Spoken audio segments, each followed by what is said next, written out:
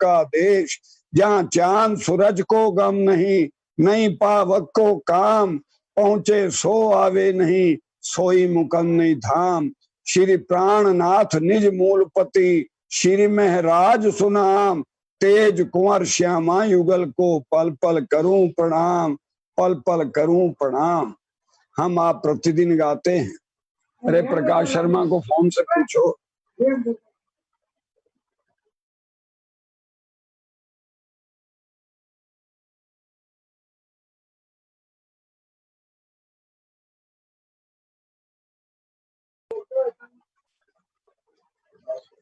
प्यारे सुंदर साथ जी, ये बात जान लीजिए, अच्छे काम में बाधाएं जरूर आएंगी।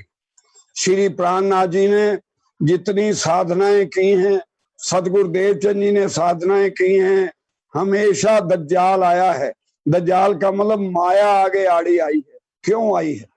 श्री राजी ने पहले लिखा है, हम आप रोज बाणी पढ़ते हैं, पहली 17 चौपाई हमेशा याद रखना। हवे पहला मोजलनी कहूं बात, तेता दुख रूपी दिन रात, दावा नल बले कई गोटद, दावा नल बले कई भांत, तेनी केटली कहूं विख्यात, विष्णु ने लागी जाने ब्राध, माहे अगिन बले अगाध, तेता पीड़े दुष्ने साध, नहीं अदखिन्नी समाध, कृपा करो जो अमय तणी, सिखा मन दो छोटी घणी, ए निसलियो जो मारी सार, तो भव जब उतर सू पार। ए माया छे अति बलवंती, उपनी छे मूल धनी थकी, मुनि जन ने मनाव्या हार, शिव ब्रह्मादिक ना लहे पार, सुख सन का दिक ने नव तली, लक्ष्मी नारायण ने फरी वली, विष्णु बैकुंठली धामा है, सागर शिखर नमू क्या क्या है, ए ऊपर अवेशो कहूं, बीजा नाम ते के ना लहूं, इन्हें वचने सरवाल्यो थयो, ब्रह्मांड ने धन सर्वे आव्यो, तत्व सोई एणी जीती लीधा, 14 लोग पोताना कीधा, वली लीधो तत्व मोहे, ये थकी उपन्यास कोए, साखी कहे श्री रावती बलभा, ए माया छेती छल, हवे जुद माण्यो छु हमसो, इनो कहो न जाए बल, इना औद अमृत रूप रस, छल बल वल कल, अग्नि कुटिल कोमल, चंचर चतुर चपल, क्या हवे नो केतलो कहूं विस्तार, जो रावरती अपार, युद्ध करे छे बारंबार, एनो लाग्यो कोई एवो खार, मारो के नमू के नार, मैं बांध्या समाथियार, जो पेनो मार, समय जे अम्मा बीती, केडली कहूं ते फजीती, मैं तो रूड़ी रीते ग्रीती, पण मुने लीधी जीती, बाहें ग्रही लई निसरी, मैं तृण युद्ध कीता फरी फरी, पच्छे गतमत मारी हरी, लई बस पोता ने करी, तमे अनेक शिखामन कही, पण भरम आड़े मैं काही नवग्रही, मोसो यही तो थई, जो वाणी तुम्हारी मैं नव लही, तमे पेरे पेरे समझावी, मुने तोय बुध न आवी, जुगते करीने जगावी, लई तार तमे लगावी, तमे अंतर्गत दीदा दृष्टांत, त्यारे भागी मारा मन्नी भ्रांत, हवे तमे आव्या एकांत, संसार दशा थई स्वांत, ज्यारे धनी धनवट करे, त्यारे बल वैरी ना हरे, वली गया काम सरारे चढ़े, मन चित्व्याकार सरे, मन चित्व्याकार सरे। प्यारे सुंदर साजी, इन 17 चौपाइयों में हम आप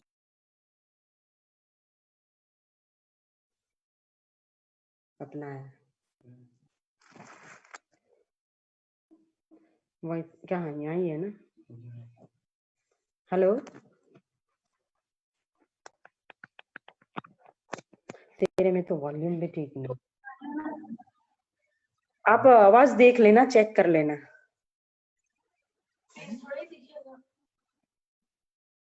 गर्मी में टोपी पहन के कैसे करोगे? लाइट तो नहीं है ना, इसलिए अभी देख रहे हैं। अच्छा, आवाज आ रही है बराबर? बोलिए श्री सदगुरु महाराज की जय, श्री प्राणनाथ प्यारे की जय, श्री बाईजी राज महारानी की जय, श्री कृष्ण कन्हैया लाल की जय, श्री तीनों पुरी धाम की जय, श्री परमहंस चरणदास महाराज की, स्वामी श्री लालदास महाराज की, श्री छत्रसाल महाराज की, समस्त सुंदर साथ की, प्राणनाथ प्यारे की। निजानन्दं नमस्कृतं प्राणनाथं पुनः पुनः धामलीलादिसंयुक्तं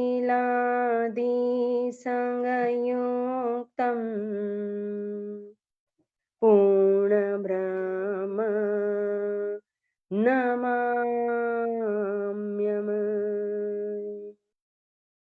प्रथम लागू दो चरण को धनियन छुड़ाइयो किन लांग तनी लाल मीडिया मेरे जीव के यही जीवन प्यारे मेरे प्राण को मोह पल छोड़ो जीना मैं पाई महर महबूबे की मेरे जीव के यही जीवन माशिके तुम्हारे अंगना तुम अंगना के माशिके ये हुक्म इल्म दृढ़ किया हजूर क्यों न होते टुक टुक कदमों लागू करूं सिजदा पकड़े के दो पाए हुक्म करत हैं माशिक बीच आशिक के दिल आए बीच आशिक के दिल आए श्री मामत कहे सुनो साथ जी भया चर्चा का बखत अब तुम सुनियो चित दे लाल आगे आए बैठे इन तखत लाल आगे आए बैठे इन तखत बोलो श्री सदगुरु महाराज की जय, श्री प्राणनाथ प्यारे की जय, श्री बाईजी राज महारानी की जय। धरे मुबारक कदम बातें लगे पूछने कौन भाग है हम वहां से यहाँ लो धरे मुबारक कदम धरे मुबारक कदम बोलो श्री प्राणनाथ प्यारे की जय, श्री बाईजी राज महारानी की जय। प्यारे सुंदर साथ जी, आज वितक कथा का 16वां दिन है और हम श्री जी साहिब जी के साथ इस जागनी पर्यटन के अंदर ठट्ठा नगर के अंदर पहुंचे हैं नाथा जोशी के घर। श्री जी साहिब जी नाथा जोशी के घर आए और जहां भी जाते हैं करना यही काम तारतम की खुशबू फैलाते हैं ब्रज रास लीला को बड़ो दिखावत बोझ परम धाम की चितवनी कराते हैं स्वरूप को धाम को लीला को जाहिर कर रहे हैं। नाथा जोशी ने अपने घर में पधरावनी की है श्री जी साहिब जी की, और चर्चा मंडन शुरू हुआ है, चर्चा हो रही है, लोग सुन करके धर्म में शामिल हो रहे, अपनी आत्मा को धनी के चरण में समर्पित कर रहे हैं। 10-12 दिन यहाँ रहे ठट्ठा नगर के अंदर, कई सुंदर साथ की जागनी हुई, और फिर तेज कोरी जी को श्री बाईजू राज महारानी को छुड़ाने के लिए फिर विदाई लेते हैं नाथा जोशी से। अब नाथा जोशी विदाई देने के लिए तैयार नहीं थे, लेकिन फिर भी श्री जी ने विदाई दी।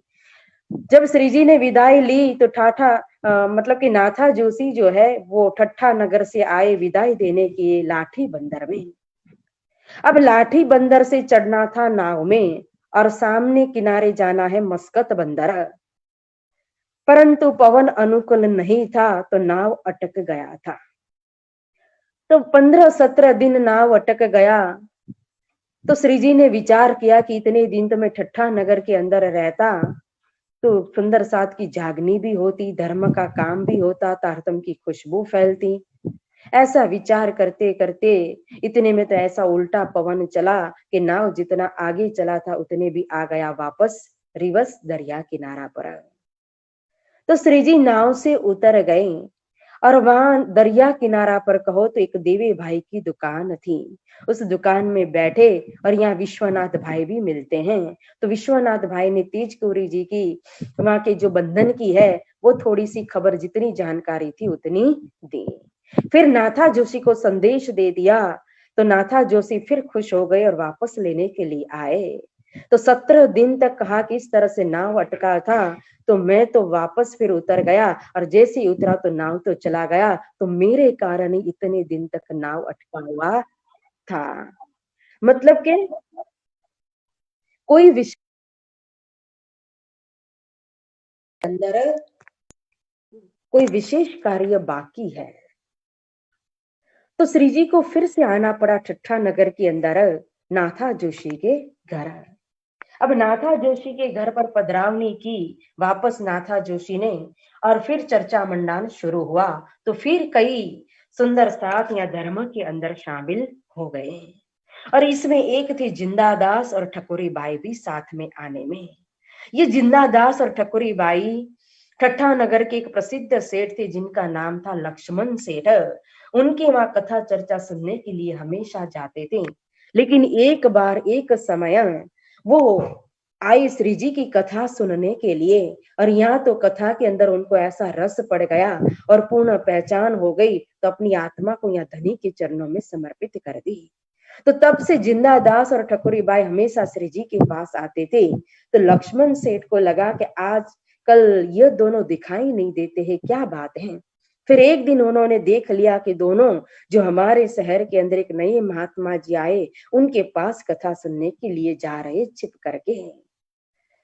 तो लक्ष्मण सेठ बोलने लगे कि कुछ भी सोचना नहीं है, विचार विवेक करना नहीं है, बस जहां देखा वहीं चल गए कथा सुनने के लिए। लेकिन जिंदा दास और ठकुरी बाई ने कुछ भी बोला नहीं, और दोनों ही चुपचाप आकर के बैठ गए कथा के अंदर। इन समय लोग आवत चर्चा सुनने को, शोर पड़ा शहर में, एक साध आया ठट्ठो में। अब ठट्ठा नगर के अंदर श्री जी की चर्चा का पड़गा पड़ा, चारों ओर बात फैल गई कि हमारे ठट्ठा नगर के अंदर नाथा जोशी के घर में एक ऐसे साधु महात्मा आए हैं जो उनके दर्शन मात्र से ही कहो तो आत्मा में शांति, शीतलता, सुख प्राप्त होता है। फिर उनकी कथा चर्चा सुनो तो ऐसी चर्चा है कि आज दिन तक तो ऐसी कथा चर्चा कभी सुनी ही ना हो। तो चारों ओर से लोग आने लगे कथा सुनने के लिए। अब सुंदर साथ की जागनी हो रही है ठट्ठा नगर के अंदर, चारों ओर से सुंदर साथ आ रहे हैं, जुट रहे हैं, और चर्चा मंडान भी बढ़ रहा है। लेकिन यहाँ विशेष कहो ठट्ठा नगर के अंदर दो संप्रदाय की बोलबाला थी। एक था वैष्णव संप्रदाय और दूसरा था कबीर संप्रदाय। तो कबीर संप्रदाय के एक बड़े से विद्वान थे, बड़े से कहो तो संत यहाँ इस ठट्ठा नगर के अंदर रहते थे, जिनका नाम था चिंतामणि भाई। जब श्री जी ने उनके विषय में सुना, उनकी महिमा को सुना, उनका बहुत बड़ा नाम था, 1000 लगभग उनके शिष्य थे, तो श्री जी ने सोचा तो कि इनके साथ मुझे मुलाकात करनी चाहिए, मुझे उनसे मिलने के लिए जाना चाहिए। तो एक दिन शाम के समय श्री जी पहुंच गए चिंतामणि भाई के आश्रम में, और आश्रम में चिंतामणि भाई हाजिर थे। उन्होंने देखा कोई नए साधु आए हैं, तो उन्होंने बड़ा आदर सत्कार किया, सम्मान किया, स्वागत किया और बैठने के लिए आसन भी दिया। और चिंतामणि भाई कहते हैं कि आप कहाँ से आए हो, और देखो आप चर्चा करने आए हो, कुछ सुनाने के लिए आए हो तो कहो, हम सुनने के लिए भी तैयार है। अगर आपके पास कुछ ज्यादा ज्ञान हो, सत्संग हो, या तो फिर कोई चमत्कार, कोई सिद्धि, कोई देवी देवता के दर्शन करवा सकते हो तो मुझे कहो, मैं वो सब लेने के लिए तैयार हूँ। अगर आप लेने के लिए आए हो तो यह भी कहो, मैं देने के लिए भी तैयार हूँ। तो श्री जी ने कहा कि मैं तो यहाँ लेने के लिए आया हूँ, देने के लिए आया नहीं हूँ। आपके पास जो है वो मुझे सुनाइए। तो फिर उन्होंने सत्संग शुरू किया, और सत्संग शुरू करने से पहले उन्होंने कहा कि देखो मेरे पास तो ऐसी ऐसी सिद्धि भी है। अगर आप चतुर्भुजी भगवान के दर्शन करना चाहते हो तो कहो, मैं चतुर्भुजी भगवान के दर्शन करा सकता हूँ। अगर आपकी इच्छा हो कि नहीं, मुझे तो वो शेष साई, शेष नाग के जो सहस्त्र फन वाले हैं उनके दर्शन करना है तो कहो, मैं उनके भी दर्शन करवा सकता हूँ। अगर आपकी इच्छा हो कि मुझे ज्योति पुंज के दर्शन करने हैं तो कहो, मैं ज्योति पुंज के भी दर्शन करवा सकता हूँ। अगर आपको अनहद नाद सुनना है तो वो भी मैं सुना सकता हूँ। कहिए किसके दर्शन करने हैं, मेरे पास यह सिद्धि है। और इससे ज्यादा अगर आपके पास है, अगर आप कोई देवता के, देवी के दर्शन करवा सकते हो तो कहो और कराओ। तो श्री जी ने कहा कि देखिए, मुझे तो इन चमत्कार और दर्शन में कोई रस नहीं है, मुझे तो ज्ञान की प्यास है। आप सत्संग कीजिए, मुझे ज्ञान सुनाइए। जिन जिन देवी देवता के आप दर्शन करवाना चाहते हैं उनके विषय में विवेचन करके बता दीजिए कि किसका स्थान कहाँ पर है। जब सत्संग की बात की श्री जी ने तो चिंतामणि भाई ने भी सत्संग शुरू किया। एक कबीर साहेब की साखी थी, उन साखी से ही कहो तो सत्संग करते हैं। और सत्संग करते करते एक साखी उन्होंने कही कि कोड़ी ते हीरा भया, हीरा ते भया लाल, आधा वक्त कबीर है, पूरा वक्त कमाल। जब यह साखी सुनाई कबीर साहेब की चिंतामणि भाई ने तो श्री जी ने तुरंत जवाब दिया कि हे चिंतामणि भाई। तब श्री जी ये कहा, तुम क्या जानो कबीर, तुम आधा वक्त इनो को कया, जो चित्त नाही तुम धीरा। अरे आधा भक्त आपने कबीर साहेब को कहा और पूरा भक्त कमाल। तो आप कबीर साहेब की आज दिन तक आपने क्या पहचान नहीं की है? आप कबीर साहेब के मत के अंदर चल रहे हो, उनकी सिद्धांत को लेकर के चल रहे हो, उनके नाम का दाना खा रहे हो, आश्रम लेकर के बैठे हो, लेकिन गुणगान तो आप कमाल का गा रहे हो। और आज दिन तक जानो सत्य में तो कमाल कौन है और कबीर साहेब कौन है, आज दिन तक आपने ये जाना ही नहीं है कि कहाँ मजल कबीर की, कितनी अक्कल कमाल। तोल देखो दोनों को, काको कैसो हाल। कबीर साहेब कहाँ तक पहुंचे जरा देखो तो सही, और कमाल के अंदर कितनी अक्कल है, कितनी बुद्धि, कितनी ज्ञान है, यह भी देख लो। हद हद सब कोई गया, बेहद गया न कोई, हद बेहद के बीच में रहा कबीरा सोई। ये कबीर साहिब ने अपनी साखियों के अंदर ही अपनी पहचान बताई हुई है। लेकिन फिर भी बिन पहचाने बोलत हो नहीं तुम सराफ, कहाँ कबीर कहाँ कमाल, विचार देखो आप। आपके अंदर कहो तो एक जैसे झवेरी होता है, झवेरी को एक डायमंड की, हीरा की पहचान होती ना, उस तरह से आपको परखने की, हीरा को परखने की आपके अंदर पहचान नहीं है। क्योंकि कौड़ी थी हीरा भया, यहाँ कौड़ी कौन था? जो कबीर साहब की जो माता पिता थे नीर और नीमा, वही है कोड़ी के समान। और उन्हीं के पुत्र कहो तो हीरा के समान है कबीर साहब, और उन्हीं के लाल जो है वो है कमाल। तो चलते चलते पग थकी नगर रहा नव कोस, बीच में डेरा पड़ गया कबीर किन्ने दे दोष। कबीर साहब स्वयं कहते हैं कि मैं कहाँ तक गया हूँ। 9 लाख कोष की दूरी पर रहे, मतलब कि अक्षरधाम तक का तो उन्होंने बताया है कबीर साहब ने। और जहाँ घर में अबला बसे, सो घर हमसे दूरा। जा घर में अबला बसे सोई प्रेम का पुर, कहे कबीर दास सो घर हमसे दूरा। वो अबला मतलब कि ब्रह्म सृष्टि मौमिना। तो जिस घर के अंदर, जिस धाम के अंदर ब्रह्म सृष्टि रहती है, वो घर मेरे से दूर है। कितना दूर है? 9 लाख कोश की दूरी पर। अक्षर लोक के ऊपर अक्षरातीत अनुपमा, निरख हंत हंस कुतूहल करे दर्शे युगल स्वरूप कहा।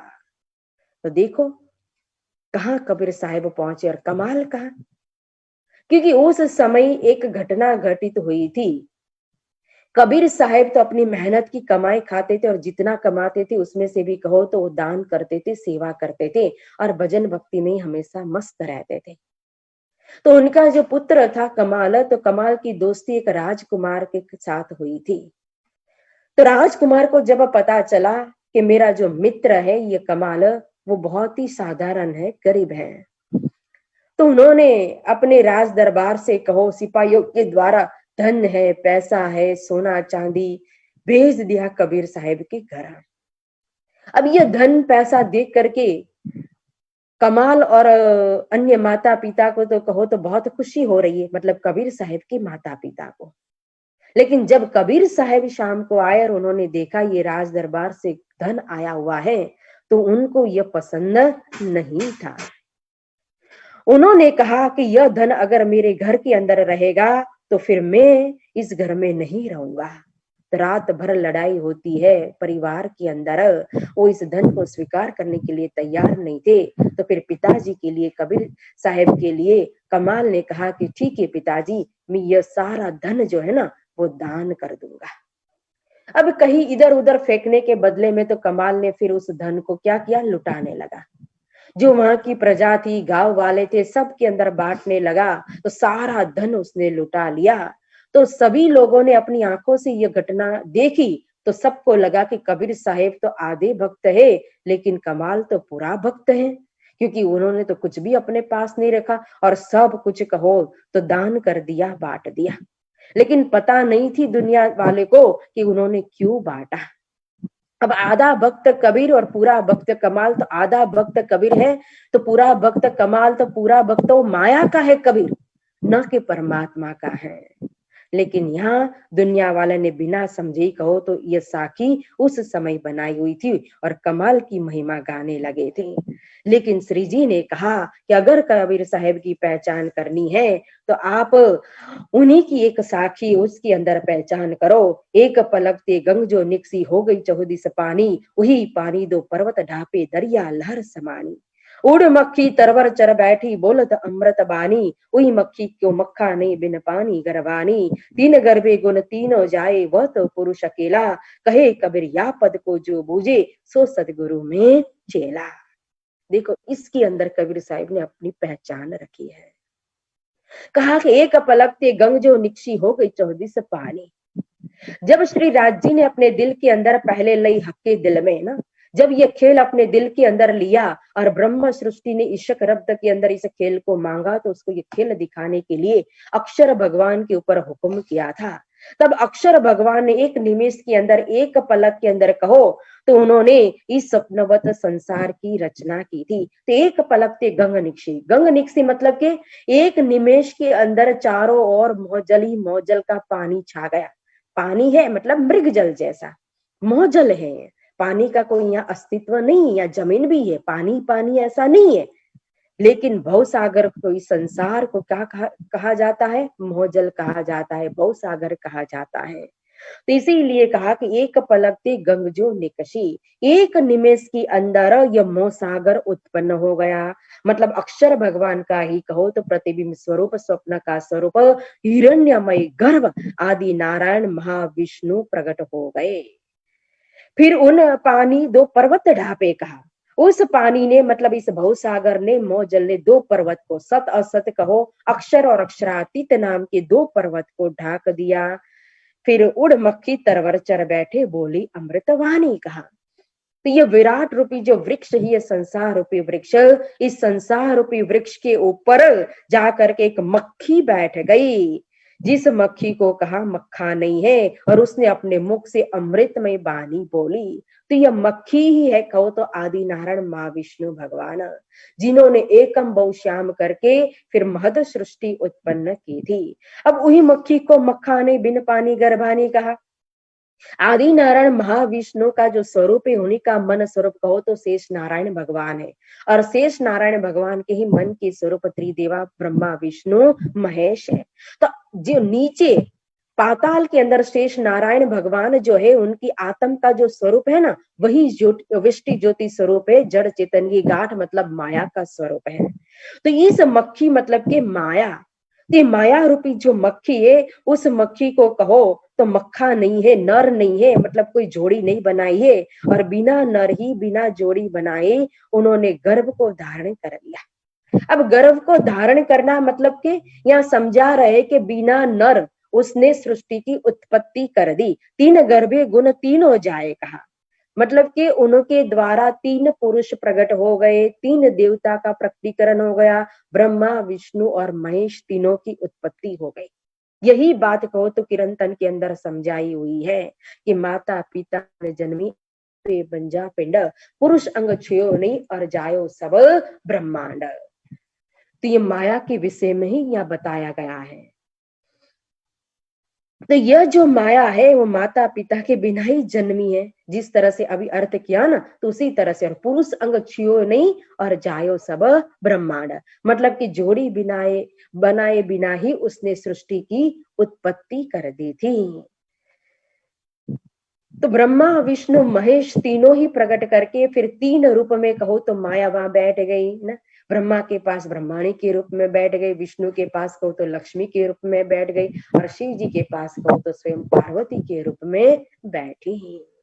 ब्रह्मा विष्णु रुद्र जन्मे हुए तीनों की नार, निर्लेप कहो न लेप ही, नारी है पर नाही आकार कहा है।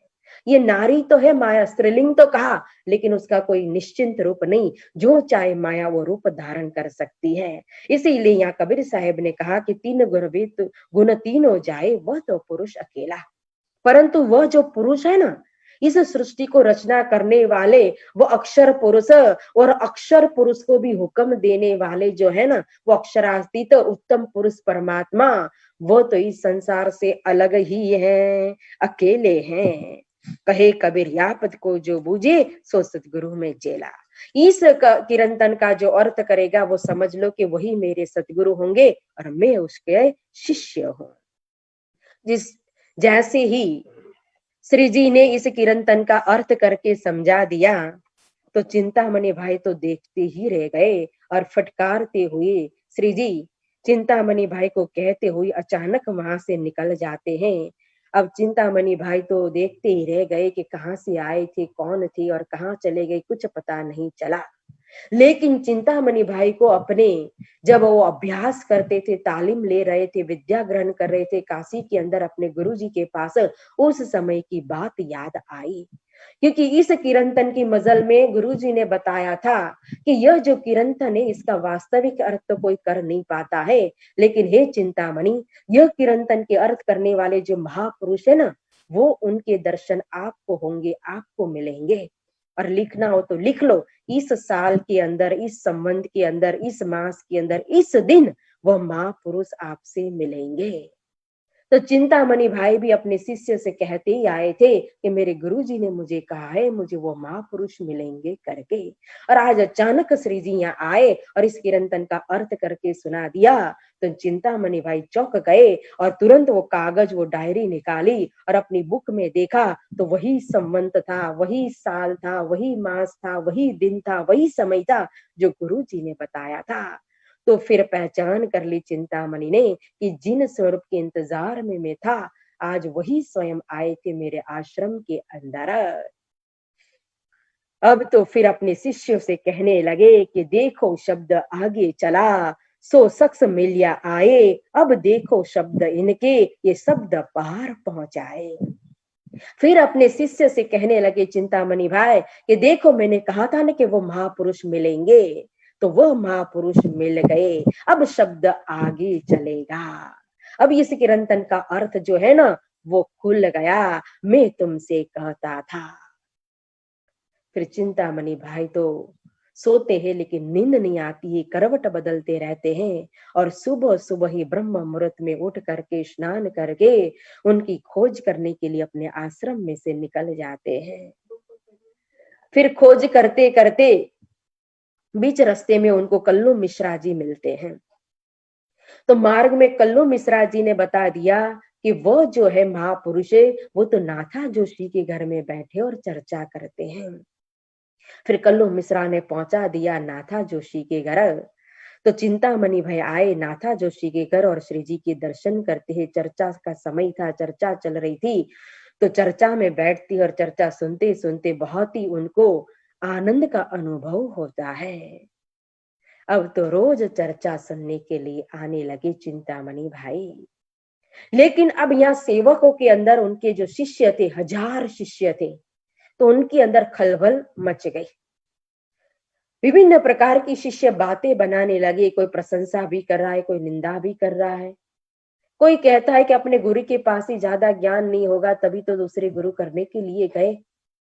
तो दूसरा कहता है नहीं नहीं, हमारे गुरु तो कहते ही आए थे कि यह किरंतन का अर्थ करने वाले वो महापुरुष मुझे मिलने वाले हैं। तो जब अपने से भी बढ़ करके कोई महापुरुष का संग हुआ तो फिर गुरुजी कहते ही आए थे तो उनके पास चले गए, तो उसमें क्या बड़ी बात है। सत्य को स्वीकारने के लिए भी तो हिम्मत चाहिए। और आज चिंतामणि भाई जैसा तो इस दुनिया में कोई हो ही नहीं सकता है। इतनी बड़ी सिद्धि थी, जो चाहे उनके दर्शन करवा सकते थे, 1000 उनके शिष्य, लेकिन फिर भी आज स्वयं वो श्री जी के पास आते उनके दर्शन करने के लिए, उनकी चर्चा सुनने के लिए सभा मंडप में सभी सुंदर साथ के साथ, श्रोताओं के साथ बैठ करके चर्चा सुन रहे हैं। ऐसे चिंतामणि के जैसा और कौन हो सकता है, कौन बन सकता है। इतनी नम्रता है उनके अंदर। लेकिन फिर भी जो शरण में आते हैं उनके अंदर अगर कोई विकार हो, पर्दा हो, अवगुण हो, तो उस अवगुण को दूर करने की जिम्मेदारी भी श्री जी सोचते हैं कि वो तो मेरी ही है। तो एक दिन बिना बोले ही, बिना कहे ही चर्चा के अंदर खंडनी कर दी। और यह खंडनी जब सुनी तो चिंतामणि भाई समझ गए कि ये तो मुझे ही कह रहे, मुझे ही सुना रहे। शिष्यों को भी पता चला, तो क्योंकि कितने शिष्य तो उनके साथ आ रहे थे चर्चा सुनने के लिए, और धीरे धीरे उनको भी पहचान होने लगी। तो पहचान होने के बाद उन्होंने भी अपनी आत्मा समर्पित करते गए। तो जब यहाँ शिष्य के साथ बैठे हैं और ये खंडनी हो रही, तो शिष्यों ने भी देखा गुरुजी के सामने, ये तो गुरुजी का नंबर आया है, गुरुजी को ही कह रहे हैं। तो चिंतामणि फिर भी हिले नहीं, भागे नहीं, गए नहीं चर्चा छोड़ करके। दूसरे होते तो शायद सोचते कि कल से हम चर्चा में ही नहीं जाएंगे, लेकिन वो न घर बैठे आश्रम के अंदर बैठे और न कहो तो चर्चा के अंदर बीच चर्चा में खड़े होकर के कुछ बोले। लेकिन चर्चा समाप्त होने के बाद उन्होंने तीसरा रास्ता अपनाया, स्वयं श्री जी के पास आए और आकर के कहा श्री जी से कि देखिए धनी, इन मोमिनों की जमात के बीच में, सुंदर साथ के बीच में मेरी लाज रखना, मेरी इज्जत आपके हाथ में है। धनी ने कहा कि चिंता मत करो, इस जुबान के अंदर हड्डी नहीं होती है तो कभी कभी पिसल जाती है। आज तो पिसल गई, लेकिन दूसरी बार ऐसा नहीं होगा, आप चिंता मत करो। तो चिंतामणि भाई को लगा कि नहीं, अब तो धाम धनी ने कहा है, श्री जी ने कहा है, तो दूसरी बार ऐसा नहीं होगा। और वो तो गए अपने आश्रम के अंदर। लेकिन यह श्री जी को चिंता हुई कि अब मैं क्या करूं, किस तरह से इनकी आत्म को जागृत करूं, क्योंकि ये तो निस्बती आत्मा है, परम धाम की खासल खास 12,000 के अंदर शामिल, ये तो ब्रह्म सृष्टि है। तब फिर रातों रात यहाँ चिंतामणि के लिए कहो तो किरंतन प्रकट हो जाते हैं। सुनो रे सत के बंजारे, एक बात कहूं समझाई, यह फंदबाजी रची माया की, तामे सब कोई रहा उड़ जाई। हे सत के बंजारे, हे सत का व्यापार करने वाले, सुन लो, यह जो मायावी खेल, ये स्वप्नवत खेल जो अक्षर ब्रह्म के द्वारा उत्पन्न हुआ है ना, यह खेल कैसा है जिसके अंदर सब कोई उलझ करके रह जाते हैं। यहाँ तक कि बड़े बड़े जो है त्रिदेवा, ब्रह्मा, विष्णु, महेश, शेष नारायण आदि नारायण, सभी इसके अंदर तो उलझ करके रह जाते हैं। जो पद नारायण बजे ब्रह्मा विष्णु महेश, महाविष्णु वांछित सदा मोहे पहुंचाओ वहां देश। 14 भवन लग यही अंधेरी, झूठे कोकिल जुठाई, प्रगट वासन्यास पुकारे, सुखदेव साख पुराए। व्यास जी के पुत्र सुखदेव मुनि कहो तो स्वयं कह रहे हैं श्रीमद् भागवत के अंदर के 14 लोक जो है वो अंधकारमय है, मतलब कि स्वप्नवत है। ये 14 लोक, 5 तत्व, 3 गुण, सब कुछ ये तो नाश हो जाएगा। इसलिए यहाँ कितना भी आप कोट सेवक करो, नाम निकालो, इष्ट चलाओ बड़ाई, सेवा कराओ सदगुरु कहलाओ, पर अलख न देवे लखाई। अगर आप धर्म के नाम पर मात्र जीवन गुजारना चाहते हो और नाम प्रतिष्ठा ही कमाना चाहते हो, तो इस तरह से वो अलग अदृश्य परमात्मा नजर में नहीं आते हैं।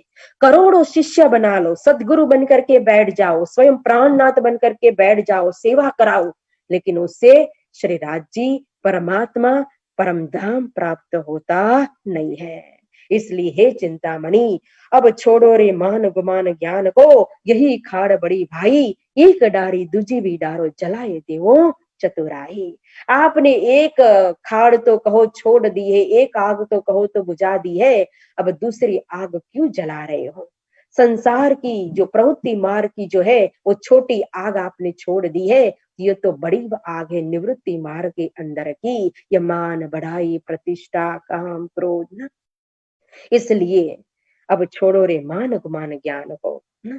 3 अहंकार को, अभिमान को, ये मान पान को, ये सब कुछ छोड़ दो। भाई रे बेहद के बंजारे, तुम देखो रे मनवे का खेल, ये सब आग बिना दिया जले, या को रुई न बाती तेल। फिर दूसरे कीर्तन के अंदर समझाते हैं कि हे बेहद के बंजारे, ये मन के द्वारा प्रकट हुए खेल को देखो, जिसके जैसे कि एक दीपक होता है तो दीपक जलाने के लिए, दिया जलाने के लिए दिया भी चाहिए, रुई भी चाहिए और तेल भी चाहिए।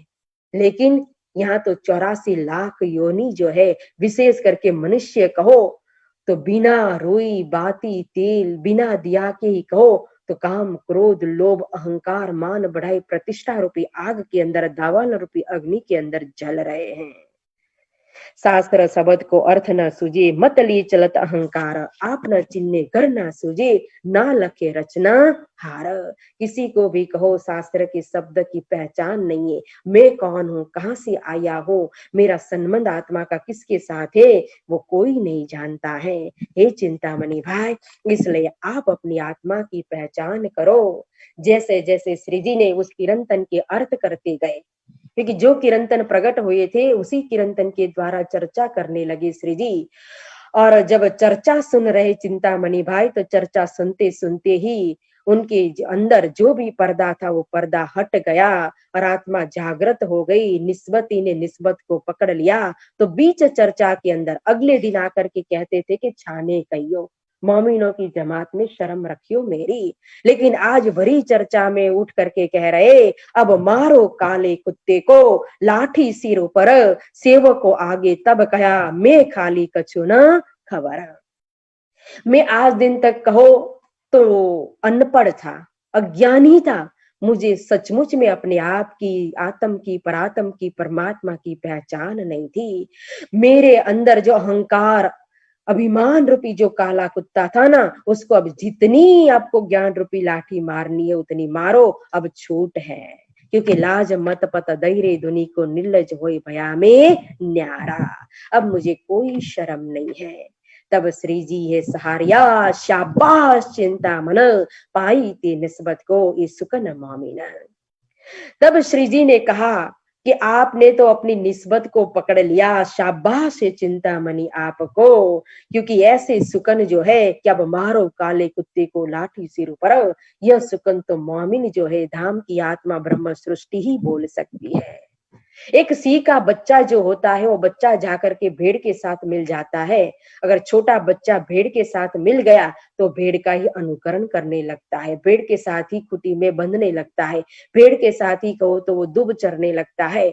लेकिन जिस दिन सिंहन ने आकर के उसको परिचय दिया कि तेरी निस्बत जो है, तेरा संबंध जो है इस भेड़ के साथ नहीं है, हमारे साथ है, तो फिर तुरंत ही उसके अंदर वही सी की गर्जना आने लगती है। तो इसलिए आज दिन तक आप भूले थे, और इन जीव सृष्टि के साथ मिल करके जीव जैसे बन करके रह गए थे, लेकिन आज आपने निस्बत को पकड़ लिया, इसलिए हो मेरी वासना तुम चलो अगम के पार, अगम पार अपार पार ताहे तेरो करार, तू देख निज दरबार अपनो सुरत यही संभार, तेरे बीच बाट घाट न तत्व कोई, तू करे पाओ बिना पंथ, निरंजन से परे न्यारा तहे हमारा कंथ।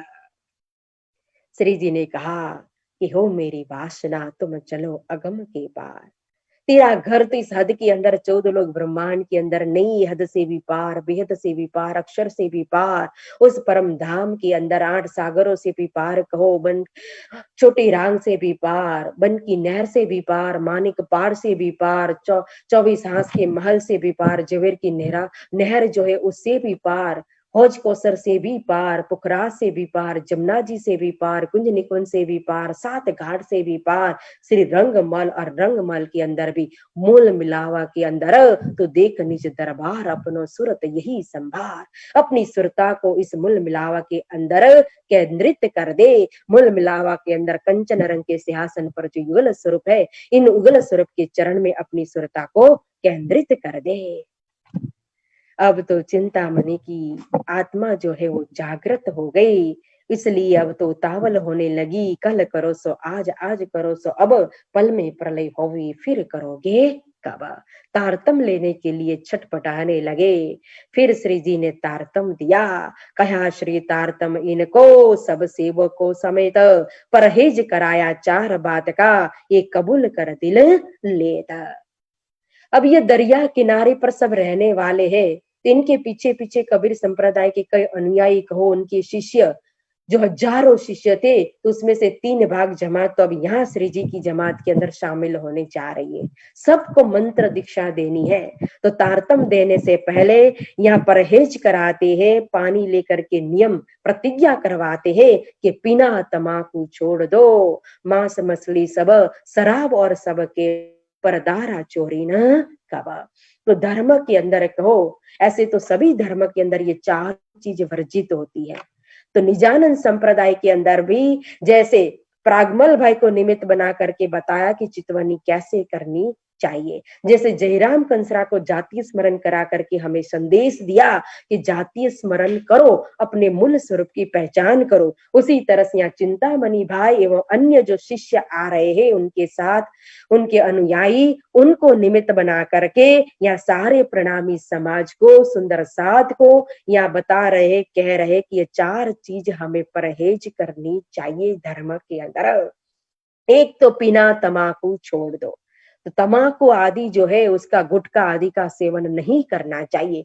फिर ऐसा नहीं कि तमाकू पीने के लिए मना किया हुआ है, खाने के लिए थोड़ी मना नहीं किया है, तो खाने की तो छूट है, ऐसा नहीं है। ये जो भी नशीले पदार्थ है, तमाकू गुटखा आदि, तो उसको वर्जित है धर्म के अंदर। फिर बिना तमाकू छोड़ दो, मांस मछली सब, यानी कि जो मांसाहारी खुराके जो दूसरे की हिंसा करके खाया जाता है, क्योंकि वो भी एक जीव है, तो किसी जीव की हत्या करना, हिंसा करना, ये तो महापाप है। हम अपने एक अंग को भी काट नहीं सकते, एक अंग के अंदर, एक उंगली के अंदर भी अगर हमें खरोच आ जाए, चोट लग जाए, तो हमें कितना दर्द होता है, और दूसरे को हम काट करके खाएंगे, मार करके खाएंगे, तो उसका जो दुख है, उसका जो दर्द है, उसकी जो पीड़ा है, वह भी सारी इस भोजन के अंदर जाएगी, और उसकी हत्या का पाप भी लगेगा, और वो सारी पीड़ा हमारे अंदर आ जाएगी, और हम भी दुखी हो जाएंगे। इसलिए कभी भी अयोग्य मांसाहारी खुराक नहीं खाना चाहिए। फिर अन्य नशीले गांजा आदि जो भी है, उसका भी सेवन नहीं करना चाहिए, और हमेशा अपनी पत्नी के अलावा दूसरी स्त्री जो है, उसको माता बहन के समान ही देखना चाहिए, कभी भी बुरी नजर से नहीं देखना चाहिए। ये 4 बात विशेष करके यहाँ समझा रहे हैं। और सभी ने अभी तारतम मंत्र लिया श्री जी के पास, तो अब तो ठट्ठा नगर के अंदर कहो, श्री निजानंद संप्रदाय की श्री कृष्ण प्रणामी धर्म की बोलबाला हो गई, और पड़ गया श्री जी की चर्चा का, क्योंकि इतने बड़े मठाधीश चिंतामणि जैसे, देखो आज हमें 2 शब्द अगर बोलने के लिए आता हो, एक भजन बोलने के लिए भी आता हो, थोड़ा सत्संग करने के लिए भी आता हो, तो हमारे अंदर कितना अहंकार आ जाता है। लेकिन यहाँ 1000 शिष्य, इतने बड़े मठ के मठाधीश है, महंत है, लेकिन वो महंत भी अपने महंतपना को छोड़ करके सत्य को स्वीकार कर रहे हैं और धनी के चरण में अपनी आत्मा को समर्पित कर रहे हैं। और उनके पीछे पीछे उनके शिष्यों ने भी कहो तो अपनी आत्मा को समर्पित कर दिया। और फिर हम देखेंगे कि 12 मोमिन जब जाएंगे दिल्ली में लड़ाई करने के लिए, तो उस धर्म युद्ध के अंदर भी चिंतामणि शामिल हो जाते हैं। फिर छोटी सी छोटी सेवा भी, इतने बड़े महंत थे लेकिन अब तो कितने नरम हो जाते हैं, उनके अंदर कितनी नम्रता आ जाती है कि छोटी सी छोटी सेवा भी कर लेते हैं, चिट्ठी पत्री की सेवा भी करते हैं। अब यहाँ ठट्ठा नगर के अंदर एक चतुरा नाम का पोकरन था, मतलब के ब्राह्मण था। वो हमेशा नाथा जोशी के घर श्री राज जी की सेवा में दूध पहुंचाने के लिए आता था, क्योंकि नाथा जोशी के घर में कहो तो किसी भी प्रकार की कोई कमी नहीं थी, लेकिन दूध का ठेका उन्होंने दिया हुआ था। तो ये चतुरा पोकरन दूध देने के लिए हमेशा आता था श्री जी के लिए। तो जब यहाँ आता है तो यहाँ भी कथा चर्चा सुनता है श्री जी की, और यहाँ कथा चर्चा के अंदर ब्रज रास लीला को बड़ो दिखावत बोझे न, ब्रज की लीला चलती है, रास की लीला चल रही है, फिर रहस्य खोल करके श्री जी समझाते हैं। बेहद के अंदर जो अखंड ब्रज रास है वो अखंड ब्रज रास की लीला का वर्णन करते हैं। फिर यही चतुरा जो है वो ठट्ठा नगर के अंदर एक प्रसिद्ध सेठ थे जिनका नाम था लक्ष्मण सेठ। तो लक्ष्मण सेठ भी कथा चर्चा करते थे। तो लक्ष्मण सेठ के वहां जब जाते हैं तो वहां भी श्रीमद् भागवत की कथा चर्चा सुनने को मिल जाती है, तो वो भी ब्रजरास लीला सुनाते थे। तो एक दिन चतुरा लक्ष्मण सेठ के पास बैठ करके चर्चा सुन रहे थे, और चर्चा सुनते सुनते ब्रजरास लीला का वर्णन आता है। तो चतुरा ने एक प्रश्न कर दिया कि हे सेठ जी, यह जो व्रज और रास आपने अखंड बता रहे हो, तो यह अखंड व्रज रास कहाँ है, किस जगह पर है? 14 लोग ब्रह्मांड के अंदर है या इससे परे है? और इस व्रज रास लीला के दर्शन करने हो तो फिर कैसे किया जाता है? तब लक्ष्मण सेठ ने कहा कि यह तो 14 लोग ब्रह्मांड के अंदर ही है, वृंदावन के अंदर आया हुआ है अखंड व्रज रास। और फिर इस व्रजरास लीला के दर्शन करने हो तो दिव्य दृष्टि चाहिए, उसके द्वारा दर्शन होता है। तो चतुरा ने कहा कि हे सेठ जी, आप ही कथा में कहते हो कि 5 तत्व, 3 गुण, 14 लोक ब्रह्मांड, यह सब कुछ तो प्रलय के अंदर नाश हो जाता है। तो जब प्रलय के अंदर ये ब्रह्मांड ही खत्म हो जाएगा तो व्रज और रास कैसे रहेंगे? और फिर दिव्य दृष्टि से ही अगर उस ब्रजरास के दर्शन होते हैं तो फिर आपने आज दिन तक कितनी बार दिव्य दृष्टि को प्राप्त किया और दर्शन किए ब्रजरास लीला के? यह सुन करके तब लाल दास चौकिया, ते कहाँ सुनी ये बात, बोलो श्री प्राणनाथ प्यारे की जय। चतुरा की बात को सुन करके लक्ष्मण सेठ, मतलब कि हमारे स्वामी श्री लालदास जी महाराज, वो चौंक गए कि यह बात जो है वो कहाँ सुनने को मिली, तूने ये लीला जो है वो कहाँ सुनी है? तो कहा कि हमारे ठट्ठा नगर के अंदर एक प्रसिद्ध महात्मा जी आए, महापुरुष आए हैं, वही ब्रजरास लीला के रहस्य को खोल करके समझाते हैं। तो श्री लालदास जी महाराज ने कहा कि मुझे भी वहां ले चलोगे? उनके पास उनके दर्शन के लिए मैं वहां जाकर के कथा सुनूंगा। तो चतुरा ने कहा कि पहले मैं उनसे पूछ करके आता हूं, हुक्म लेकर के उनकी आज्ञा लेकर के आऊंगा और फिर मैं आपको उनके दर्शन के लिए ले जाऊंगा। तो फिर श्री जी के पास चतुरा ने आकर के कहा कि हमारे ठट्ठा नगर के अंदर एक लक्ष्मण सेठ, वो आपके दर्शन की इच्छा करते हैं। तो अन्य सुंदर साथ ने जब ये सुना कि ओ लक्ष्मण सेठ, नहीं नहीं नहीं श्री जी, उनको मत बुलाना, वो तो बहुत ही गुस्से वाले हैं और साधु संतों को तो कहो गिनते भी नहीं है, दूर से ही बेशधारी साधुओं को तो पत्थर मार करके भगा देते हैं। फिर भी श्री जी ने कहा कि नहीं नहीं, मेरे पास तो आज दिन तक जमात में बहुत आए, लेकिन कोई पत्थर मारने वाला आया नहीं है, तो उनको भी लेकर के आना। अब चतुरा ने आकर के लालदास जी महाराज से यह बात कही कि मैं पूछ करके आया हूँ, आज्ञा लेकर के आया हूँ, अब आप मेरे साथ चल सकते हैं, मैं आपको ले जाऊंगा। श्री लक्ष्मण सेठ खुश हो गए और स्वामी श्री लालदास जी महाराज चतुरा के साथ आते हैं श्री जी के दर्शन करने के लिए। चतुरे आए अरज करी, लाल चाह करे दीदार, लक्ष्मण उनका नाम है, हे तालिब धनी निर्धार, देखत ही दीदार को बड़ जो पायो सूखा। यह कोई मामूली नहीं थे लक्ष्मण सेठ, तालिब धनी निर्धार थे, इतने बड़े विद्वान थे। उनको श्रीमद् भागवत की कथा तो अपने दुकान में बैठ करके कर लेते थे। गीता पुराण शास्त्र का ज्ञान था और धन में भी कहो तो वो धनी थे। जब लक्ष्मण सेठ आए और आकर के श्री जी के दर्शन करते हैं, दीदार करते हैं, तो बड़ा सुख प्राप्त होता है।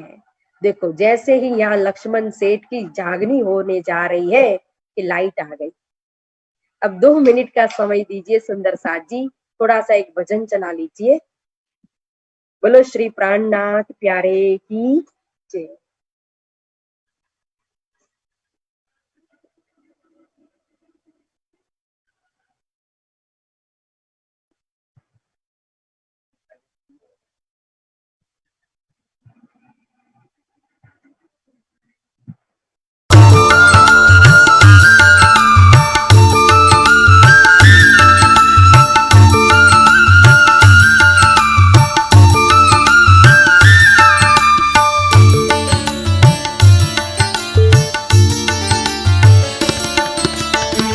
ब्रह्म सृष्टि लीजियो, ब्रह्म सृष्टि लीजियो, हारे सैया ये है अपना जीवन। सखी मेरी जो है मूल वतन, ब्रह्म सृष्टि लीजियो, ब्रह्म सृष्टि लीजियो। शास्त्र शब्द मातृ जुबानी, ताको कलश बानी शब्दातीत, ताको भी कलश हुओ अखंड को, तापर ध्वजा धरूं तीन थे रहित। ब्रह्म सृष्टि लीजियो, ब्रह्म सृष्टि लीजियो।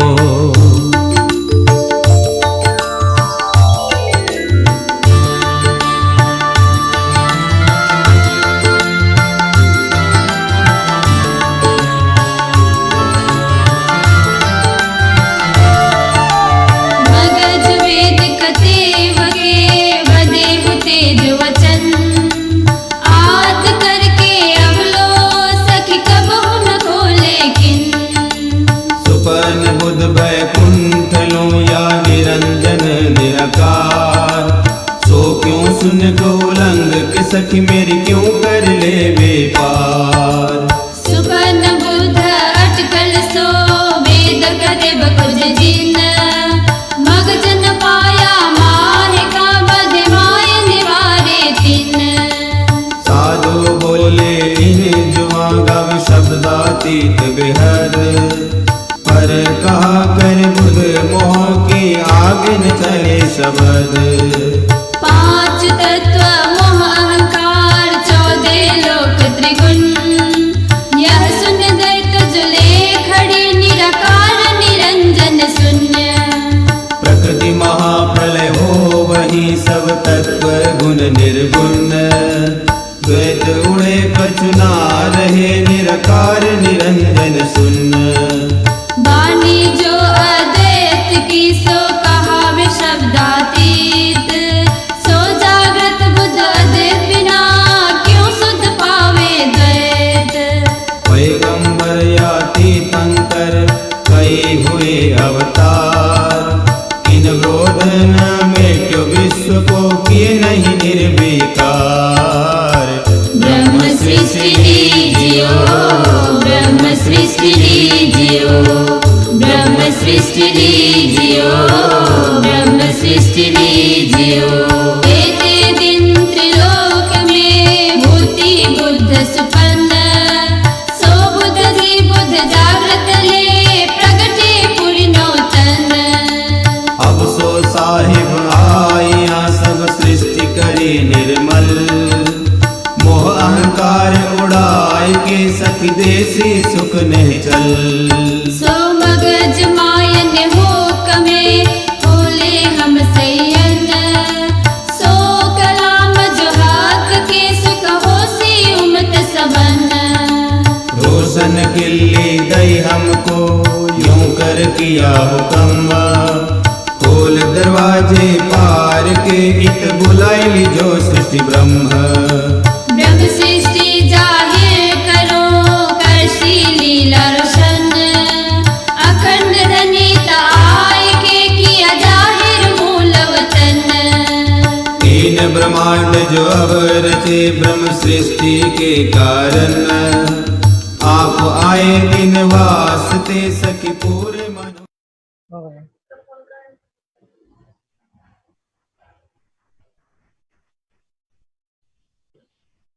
बोलिए श्री सद्गुरु महाराज की जय, श्री प्राणनाथ प्यारे की जय, श्री बाईजी राज महारानी की जय। प्यारे सुंदर साथ जी, देखत ही दीदार को बड़ो जो पायो सुख। स्वामी श्री लालदास जी महाराज आए श्री जी के पास और आकर के सन्मुख प्रत्यक्ष धाम धनी के दर्शन करते हैं तो दर्शन से ही उनके दिल के अंदर अपार हर्ष आनंद का अनुभव होता है, सुख एवं शीतलता प्राप्त होती है। फिर चर्चा सुनने के लिए बैठते हैं तो 4 घड़ी चर्चा सुनी हुई खुशहाली मन, फेर के लाल घरों आइए रहा कदमों दिल मोमिना।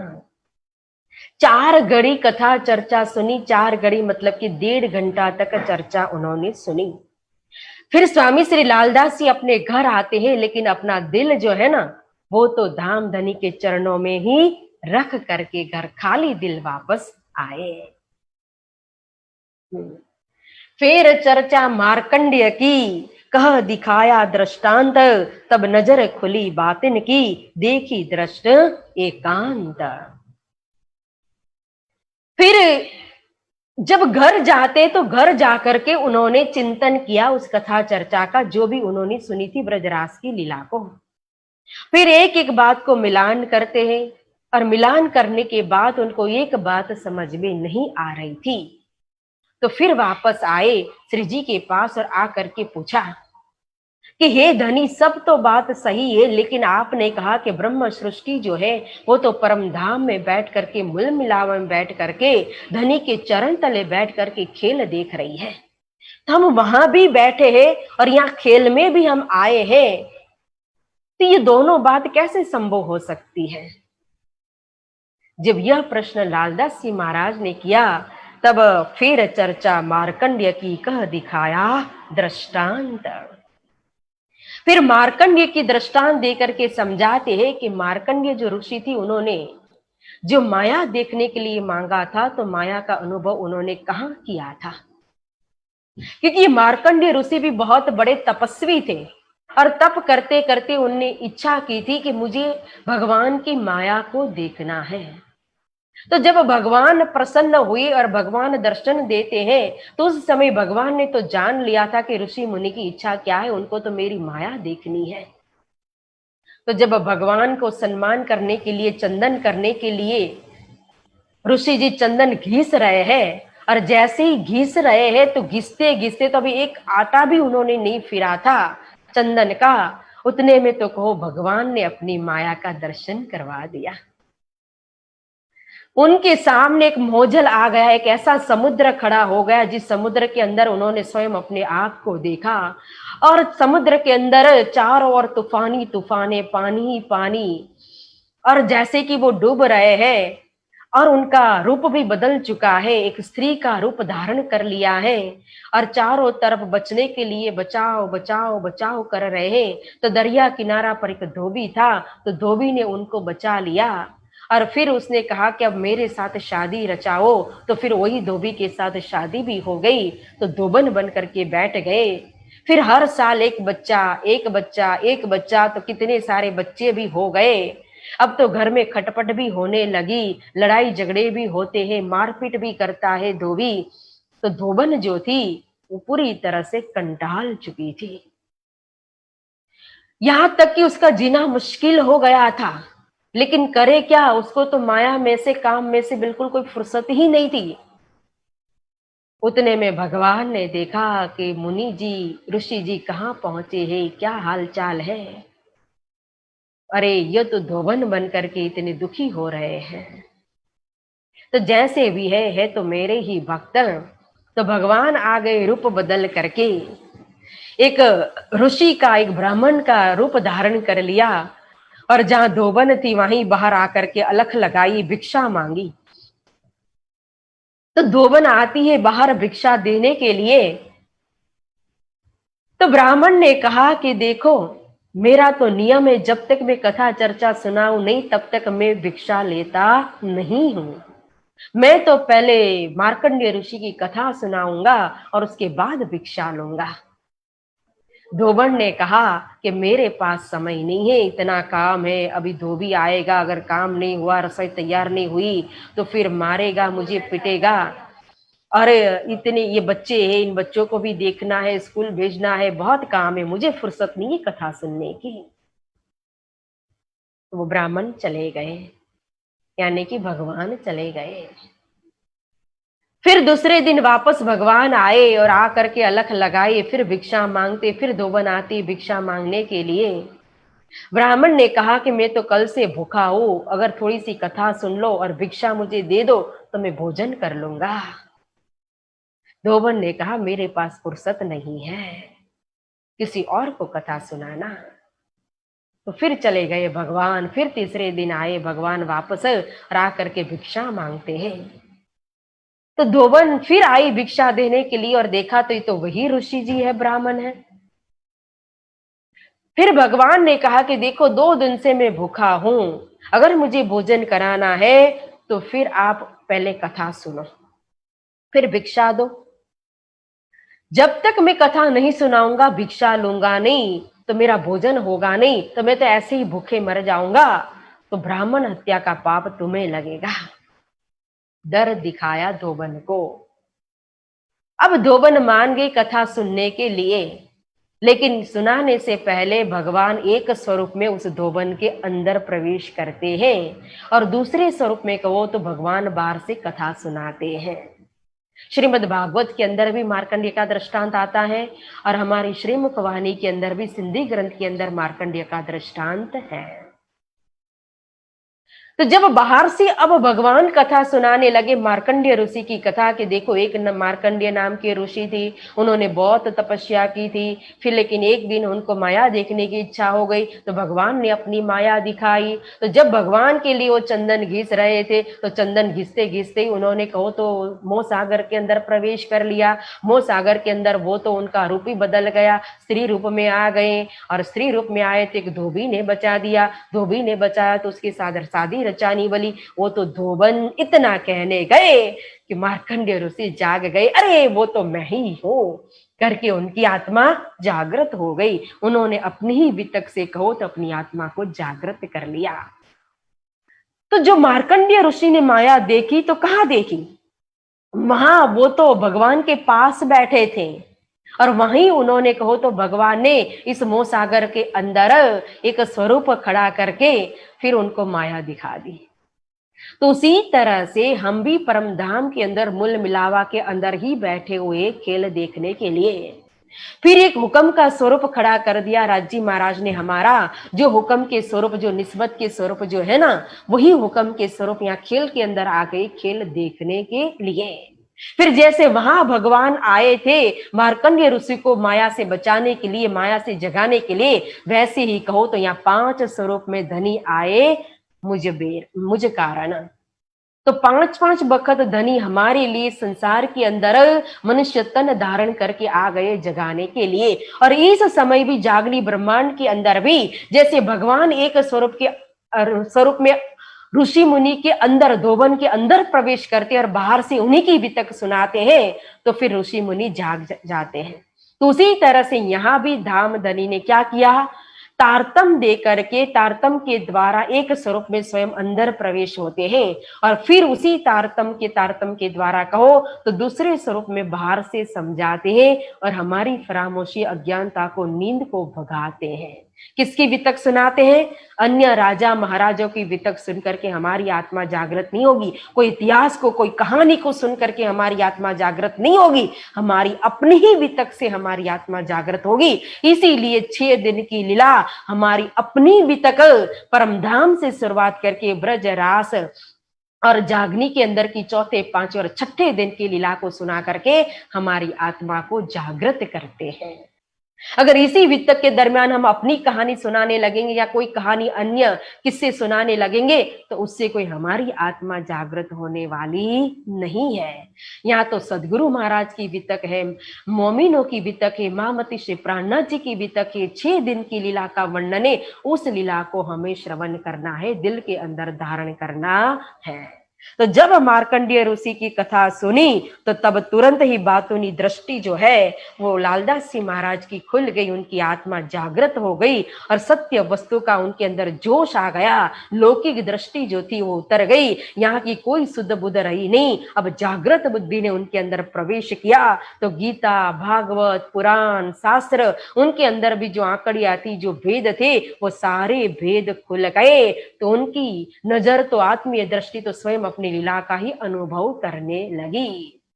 तो यह देख करके कलयुग कांपने लगा। यहाँ कलयुग रूप कौन है? जो गुसाई के जो बालक थे, मतलब वल्लभी संप्रदाय के जो गुसाई के बालक जो है वही कलयुग रूप बने थे। क्योंकि ये वैष्णव संप्रदाय के अंदर के बड़े ही सेठ थे, तालिब धनी निर्धार थे। और ऐसे बड़े सेठ जब निजानंद संप्रदाय के अंदर आ गए, अनुयायी बन गए, शिष्य बन गए, श्री जी के चरण में अपनी आत्मा को समर्पित कर दिया, तो उनसे सहन नहीं हुआ।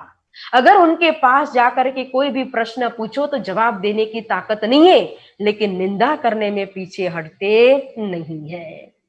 तो यही कारण था 17 दिन नाव अटक गया था दरिया के अंदर और वापस श्री जी को आना पड़ा था दूसरी बार ठट्ठा नगर के अंदर। क्योंकि यहाँ लालदास जी महाराज की जागनी और उनके माध्यम से कई वैष्णव संप्रदाय से भी कहो तो वैष्णव जन आए और सुंदर साथ बने, धर्म के अंदर शामिल हुए, अपनी आत्मा को समर्पित कर दिया। और कबीर संप्रदाय के प्रसिद्ध महंत जो थे वो चिंतामणि भी आए। तो ऐसे बड़े बड़े जो बड़ी परम धाम की वासना जो थी वो दोनों ठट्ठा नगर के अंदर आना बाकी था और उनके द्वारा अन्य कई जागनी होने की थी। तो इस महान कार्य के लिए ही श्री जी को वापस आना पड़ा था। तो पहली बार जब आए तो 10-12 दिन रहे थे, अब फिर आए यहाँ ठट्ठा नगर के अंदर तो 10 मास रहते हैं। अब तो श्री जी ने देखा कि आने वाले तो लक्ष्मण सेठ भी आए, मोहनदास दलाल आए, रामदास वैद आए, भगत आए, सामलदास आए, चिंतामणि भाई आ गए, गोवर्धन आए, सुखदेव आए, जेठा, द्वारका, रामचंद्र, बुला, धीरा, थीरदास, किसनी, बसई, राम वल्लभ, तो कई सुंदर साथ की जागनी हुई। तो अब याद आई शाकुंडल सुकुमार और तेजपुरी जी की। तब यहां से विदाई मांगते हैं, लेकिन विदाई देने के लिए तैयार नहीं थे नाथा जोशी। वो दुखी हो रहे, रोने लगे, लेकिन श्री जी ने कहा कि मुझे तेजपुरी जी को छुड़ाना है। अरे हम छुड़ा करके ले आएंगे, क्योंकि बड़े बड़े सेठ है, धन दे करके आराम से छुड़ा कर ला सकते थे। लेकिन श्री जी ने मना कर दिया कि नहीं, मैं जाऊंगा तो 2 कार्य हो सकते हैं, जागनी भी होगी और तेजपुरी जी को भी छुड़ा कर ले आऊंगा। तो फिर नाथा जोशी ने विदाई दी। अब वापस आए धाम धूम से श्री जी को विदाई देने के लिए सभी सुंदर साथ लाठी बंदर में आए और श्री जी को नाव में चढ़ाया। अब तो पवन अनुकूल हुआ, हुक्म हुआ मस्कत की ओर, तो तुरंत ही नाव आ पहुंचा मस्कत बंदर के अंदर। अब आए पहुंचे मस्कत में, उतरे नाव से, काठे दुकान माऊ जी की, आए बैठे उनमें। अब मस्कत बंदर के अंदर कहो तो जैसे उस किनारा पर देवे भाई की दुकान थी लाठी बंदर के अंदर, उसी तरह से इस किनारा पर मस्कत बंदर के अंदर माऊ जी भाई की दुकान थी। अब मावजी भाई ने देखा श्री जी जब नाव से उतरे, उनके साथ मिलन हुआ, उनके दर्शन हुए, तो लौकिक नाते से उनको बड़ा आदर सत्कार किया, क्योंकि आप भी लुवाना हो, हम भी लुवाना है, तो फिर आप हमारे वहां आइए, बैठिए, विराजमान होइए, मैं आपकी सेवा करना चाहता हूँ। फिर श्री जी उनकी दुकान पर आए, पधरावनी हुई, श्री जी ने वो बंदी खाने की खबर पूछी कि इस तरह से दीप बंदर के अंदर छापा मारा था आरबी लोगों ने, तो कई लोग बंधन में आए थे, हमारी धर्म पत्नी तेज कौरी जी भी बंधन में आए हैं, तो वो कहाँ है, आपको कुछ पता है? क्योंकि इन लोग का यह बिजनेस था, एक व्यापार था कि थोड़े दिन में इस तरह से वो छापा मारते, थोड़े लोग उनके अंदर आ जाते, फिर उनको बंधन में रखते हैं, और फिर उसके ऊपर एक रकम रखी जाती थी, और फिर उनके परिवार से ये धन पैसा वसूल किया जाता था। तो इसीलिए यहाँ आकर के पूछ रहे, क्योंकि उनकी मेन जो ऑफिस जो थी इनकी छापा मारने वालों की, वो यहाँ मस्कत बंदर के अंदर थी। अब जब यहाँ बैठे मावजी भाई के घर, तो रूपा और राधा को पता चला, और विश्वनाथ भाई भी आते हैं। अब विश्वनाथ भाई ने पहले तो थोड़ी जितनी खबर थी वो श्री जी को दे दी थी बंधन के अंदर की, लेकिन स्त्री जाति के विषय में उन्हें ज्यादा पता नहीं था। तो ये रूपा और राधा बंधन से छूट गए थे। उन्हें पता चला कि श्री जी आए मस्कत बंदर के अंदर और मावजी भाई के घरे, तो तुरंत दौड़ करके आ गई दोनों ही, और आकर के श्री जी से मुलाकात की, उनके दर्शन की, उनके चरण में प्रणाम किया, और तेज कौरी जी की भी खबर दी कि ये लोग लेकर तो जाते हैं, रकम भी रखते, लेकिन जो जिस घराने के हो, जिस दर्जा के हो, उसी तरह से उनको रखते हैं, उनकी सेवा भी चाकरी भी करते हैं। जैसे कि ये तेज कौरी जी मंत्री परिवार के पता चला, तो उसी तरह से नौकर चाकर के साथ रखेंगे, लेकिन दिन प्रतिदिन उनकी रकम जो रखी है, जब तक छुड़ाएंगे नहीं तो वो रकम बढ़ती बढ़ती जाती है। तो स्त्री जाति के ऊपर कोई अत्याचार नहीं होता है, मात्र ये पैसा वसूल करते हैं।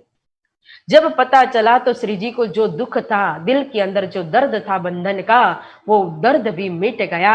अब तो फिर चर्चा करने लगे यहाँ मावजी भाई के वहां। अब मावजी भाई ने सबसे पहले तो रसोई तैयार की और श्री जी को आरोग आते हैं। भोग लगाने के बाद फिर श्री जी चर्चा करते हैं, और मावजी भाई स्वयं चर्चा सुनने के लिए बैठते हैं। तो उनको तो बड़ा रस पड़ता है चर्चा के अंदर, और उनके माध्यम से अन्य भी चर्चा सुनने आने लगे। अब तो मावजी भाई ने अपनी दुकान जो थी अपने बेटे कांजी भाई को दे दी, सौंप दी। तो कांजी भाई दुकान पर बैठते थे और मावजी भाई यहाँ सत्संग सुन रहे हैं। तो यहाँ भी जब सत्संग होने लगा तो फिर निंदा करने वाले निकल गए और दज्जाल निंदा करने लगे। मैं करूं लड़ाई इनसो, ये क्या करे मुझको, बेटे बाजे के दिल में आए लड़ने को साम। जो निंदा करने वाले थे वो चर्चा के अंदर आते थे और चर्चा के बीच में ही खड़े होकर के प्रश्न करते थे, लेकिन श्री जी उनके प्रश्न को ही सुन करके पता लग जाता था उनको कि यह तो समझने के लिए प्रश्न नहीं कर रहे हैं, यह तो लड़ने की नियत से आए हुए हैं, इनकी नियत ठीक नहीं है। तो फिर श्री जी भी जोश में आकर के चर्चा करते थे, और यहाँ प्रसंग परिस्थिति को लेकर के 3-4 कीर्तन भी प्रकट होते हैं। तू दुनी को क्या पुकारी देख तरफ हक, रे हो दुनिया बावरी खोलत जन्म कमार, मद माती माया की चाकी सुनत नहीं पुकार। ये दुनिया जो है ना, ये दुनिया बावरी है, पागल है। किसके अंदर? माया के अंदर पागल है, माया का नशा चढ़ा हुआ है। उनको पता नहीं है कि मनुष्य तन जो देव दुर्लभ तन है, ये मनुष्य तन के अंदर जो समय प्राप्त हुआ है, इस समय को हम यहाँ माया के अंदर, इन विषयों के अंदर, इन काम क्रोध के अंदर कहो तो गवा रहे हैं। ये मदमाती माया की इच्छा की सुनत नहीं पुकार। माया की ऐसी मस्ती चढ़ी हुई, ऐसा नशा चढ़ा हुआ है कि किसी की भी पुकार सुनने के लिए तैयार नहीं है। अगर कोई सत्संग करे, कोई समझाए तो कहेंगे कि नहीं नहीं, ये कोई अवस्था है सत्संग सुनने की, मंदिर जाने की, क्योंकि पत्थर पर जलडारी रहो, रुझी रहे पर भीगे नहीं, मूर्खों को ज्ञान सुनाओ, सुनी रहे पर बुझे नहीं। इसीलिए फिर दूसरे कीर्तन के अंदर कहते हैं, हे मन तू भूलना महामत, संभार अपना आप, सब सियाने अपने काम में लगे, तो हे विरह धाम का ताप। हे महामत, तू भूल मत कर, तू अपने आप को संभारो। ये मायावी लोग जो है ना, वो बहुत ही शाने हैं, समझदार हैं। किसके अंदर? माया के अंदर उनकी पूरी बुद्धि कहो तो चलती है अच्छी तरह से। इनको कहाँ फुर्सत है कि तुम्हारे पास आए, बैठे और कथा चर्चा सुने, परमात्मा का चिंतन करे, ध्यान करे, सेवा करे। इनके अंदर कोई दिल के अंदर दर्द नहीं है अपनी आत्मा के लिए, परमात्मा के लिए। जबकि कि तोरे अंदर तो विरह धाम का ताप, तुम्हारे अंदर तो धाम धनी के विरह का ताप है, विरह की आग जल रही है।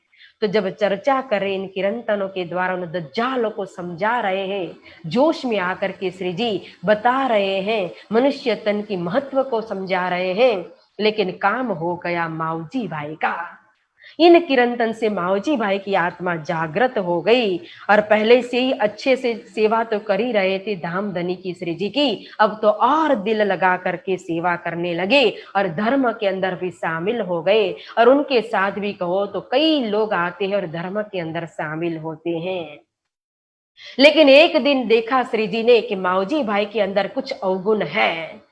तो इतनी सेवा कर रहे थे, इन अवगुण को दूर करके उनको पूरी तरह से निर्मल बना देना चाहिए, पाक बना देना चाहिए, उनके लिए धाम का दरवाजा खुल जाए।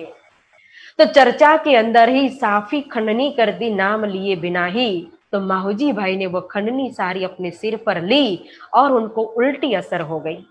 उनको लगा कि मैं इतना धन खर्च करके सेवा कर रहा हूं, तन मन धन से हर प्रकार से, तो मेरी प्रशंसा करनी चाहिए, एक चद्दर सॉल भी उड़ानी चाहिए, मान देना चाहिए, स्टेज पर बुलाना चाहिए ना, क्योंकि सब समाज को यह अच्छा लगता है अपनी प्रशंसा हो। लेकिन जितनी प्रशंसा होती उतना ही हमारा पुण्य कम हो जाता है। इसीलिए छिपके साहिब कीजिए याद कहा है। लेकिन आज यह एक परंपरा चली हुई, एक रीति, एक रिवाज बन गया है। तो यहाँ माऊजी भाई को समझाते हैं और माऊजी भाई स्वयं समझते नहीं है कि इन मान प्रतिष्ठा को छोड़ देना चाहिए, तो सबसे बड़ी आग है। तो उल्टा उनको लगा कि मुझे इस तरह से क्यों कहा, मेरे माध्यम से तो यह सब कुछ हो रहा है। तो गुस्सा आया माऊजी भाई को और अपनी दुकान पर जाकर के सो गए कि आज तो मैं चर्चा में जाऊंगा ही नहीं। अब जब जाऊंगा नहीं तो किसकी खंडनी करेंगे, किसको कहेंगे। तो माऊजी भाई सो गई अपनी दुकान में, क्योंकि अभी पूरी तरह से धर्म में तो दाखिल हुए लेकिन पूर्ण पहचान श्री जी की नहीं थी, ईमानदार हुए नहीं थे, इसीलिए श्री जी को खंडनी करनी पड़ी। जब रात को सो गए दुकान के अंदर, वो भी श्री जी से दुखी हो करके, तो नीचे वाले श्री राज जी से दुखी हुए, तो ऊपर वाले मूल स्वरूप श्री राज जी को मंजूर नहीं हुआ। तो रात को ही आकर के तुरंत दर्शन दिया श्री जी ने, धामधनी ने, श्री राज जी महाराज ने, और कहा क्यों रिस करी इन सो, क्यों न दिए तुम कान, तू जा फिर उतही कर देख पहचान। जब आए धामधनी श्री राज जी तो आ करके सबसे पहले तो राते मारा तमाचा राज ने, हुई दलगिर राज से। एक तमाचा लगा दिया माऊजी भाई को और कहा कि क्यों दुखी हुए हो, वो भी किससे दुखी हुए हो, क्यों दुकान में सो गए हो, क्यों आज गए नहीं चर्चा के अंदर, जाते हो चर्चा में कि फिर दूसरे गाल पर दूसरा तमाचा मारो। अब तक उनकी पहचान नहीं की कि वो कौन है, क्यों आए हैं। तुम्हारे लिए आए स्वयं धामधनी मैं ही हूं, पहचान कर ले। जब माऊजी भाई की आंख खुली, अरे ये स्वप्न था कि हकीकत, लेकिन गाल तो अभी भी लाल लाल है, जो तमाचा मारा दर्द भी हो रहा है। एक एक बात जो बोली श्री जी ने, धामधनी ने, वो कान के अंदर गुंजयमान है। तो अपनी भूल का फिर पछतावा हुआ माऊजी भाई को, और सुबह सुबह उठ करके तुरंत पहुंचे श्री प्राणनाथ जी के पास और जा करके धामधनी के चरण में लगे और प्रणाम करते हुए रोने लगे, माऊजी भाई कि मेरे से बहुत बड़ी गलती हो गई, मुझे माफ करना। मैं तो इस तरह से रिस करके आपसे नाराज होकर के दुकान के अंदर सो गया था, लेकिन राते मारा तमाचा राज ने, मुझे आकर के स्वयं श्री राज जी ने समझाया, बताया, सावधान किया और आपके पास मुझे भेज दिया। श्री जी कहते हैं कोई बात नहीं है, वो तो घट घट की जानने वाले हैं, तन की जाने मन की जाने, जाने दिल की चोरी, इन साहिब से क्या छिपाना जिनके हाथ में दूरी। अब तो माऊजी भाई पूरी तरह से प्रकौ प्रवीण बन गए माऊजी भाई। और अच्छे से ईमानदार, धर्म के प्रति धर्मनिष्ठ बन गए और श्री जी के प्रति भी पूरी तरह से विश्वसनीय बन गए। उनके प्रति प्रेम उमड़ करके आया और पहले से भी और ज्यादा तन मन धन से सेवा करने लगे। तो यह देख करके जो घर में थे, परिवार में थे, माता पिता, बहन भाई, पत्नी, बेटा बेटी, वो सब अपने संबंध को लेकर के लड़ने लगे कि अरे कौन किनको रखा है अपने घर में, कहाँ से आए, सारा धन लुटा रहे, हमारे लिए तो कुछ बचेगा कि नहीं। लेकिन माऊजी भाई किसी की भी सुनते नहीं है। उनको तो कहो तो धाम की मस्ती चढ़ी हुई है, अखंड परम धाम के प्रेम का रंग चढ़ा हुआ है और श्री जी के प्रति पूरी तरह से ईमानदार समर्पित हो चुके हैं। इसीलिए वो हमेशा चर्चा करते हैं। तो एक तरफ श्री जी आत्मीय खुराक पहुंचा रहे, तो दूसरी तरफ को तो माऊजी भाई गांगजी भाई की तरह उत्सव करते, भंडारा करते और सुंदर साथ की सेवा कर रहे हैं। दज्जाल का कोई जोर चला नहीं तो स्वयं अपना ही सिर पटकने लगे। अब जो बंदी खाने के अंदर जो तेजकुरी जी है, तो वहां की जो मेन जो थे, उन्होंने पता किया कि इन तेजकुरी जी के जो पति देव है, ये तो यहाँ मस्कत बंदर के अंदर ही बैठ करके कथा चर्चा कर रहे हैं। तो तुरंत उन्होंने दरोगा को भेज दिया कि जाओ और जा करके उनके जो पति देव हुए उनको खबरदार करो कि आप क्यों रकम दे करके, धन दे करके अपनी धर्म पत्नी को छुड़ा करके नहीं ले जा रहे हो। तो अब वो दरोगा आता है यहाँ पुकार करने के लिए, श्री जी को खबरदार करने के लिए, और आ करके कहता है कि हे साधु, हे महात्मा, हे महापुरुष, आप क्यों खबरदार नहीं होते हैं। तो फिर यहाँ तो चर्चा हो रही है, अब वो चर्चा में भी बैठता है। जब खबरदार करने के लिए आते हैं तो चर्चा भी सुन लेते थोड़ी बहुत। तो श्री जी ने जो किरंतन उतरे थे उसी के द्वारा फिर चर्चा कर दी। रे हो दुनिया को तू कहाँ पुकारे, ये सब कोई है शाना, ये मदमाती अपने रंगराती करत मन का माना। हे इंद्रावती, ये दुनिया के आगे तो क्या पुकार कर रही है, ये दुनिया जो है ना बहुत ही श्यानी है। यह तो मायावी मद के अंदर कहो मदमाती है, अपने ही रंग के अंदर रंगने वाली है, अपनी ही मनमानी करने वाली है, मन के मुताबिक चलने वाली है। देखो चलो जुग जाए रे, शुद्ध बिना शुद्ध बिना चलो जुग जाए रे।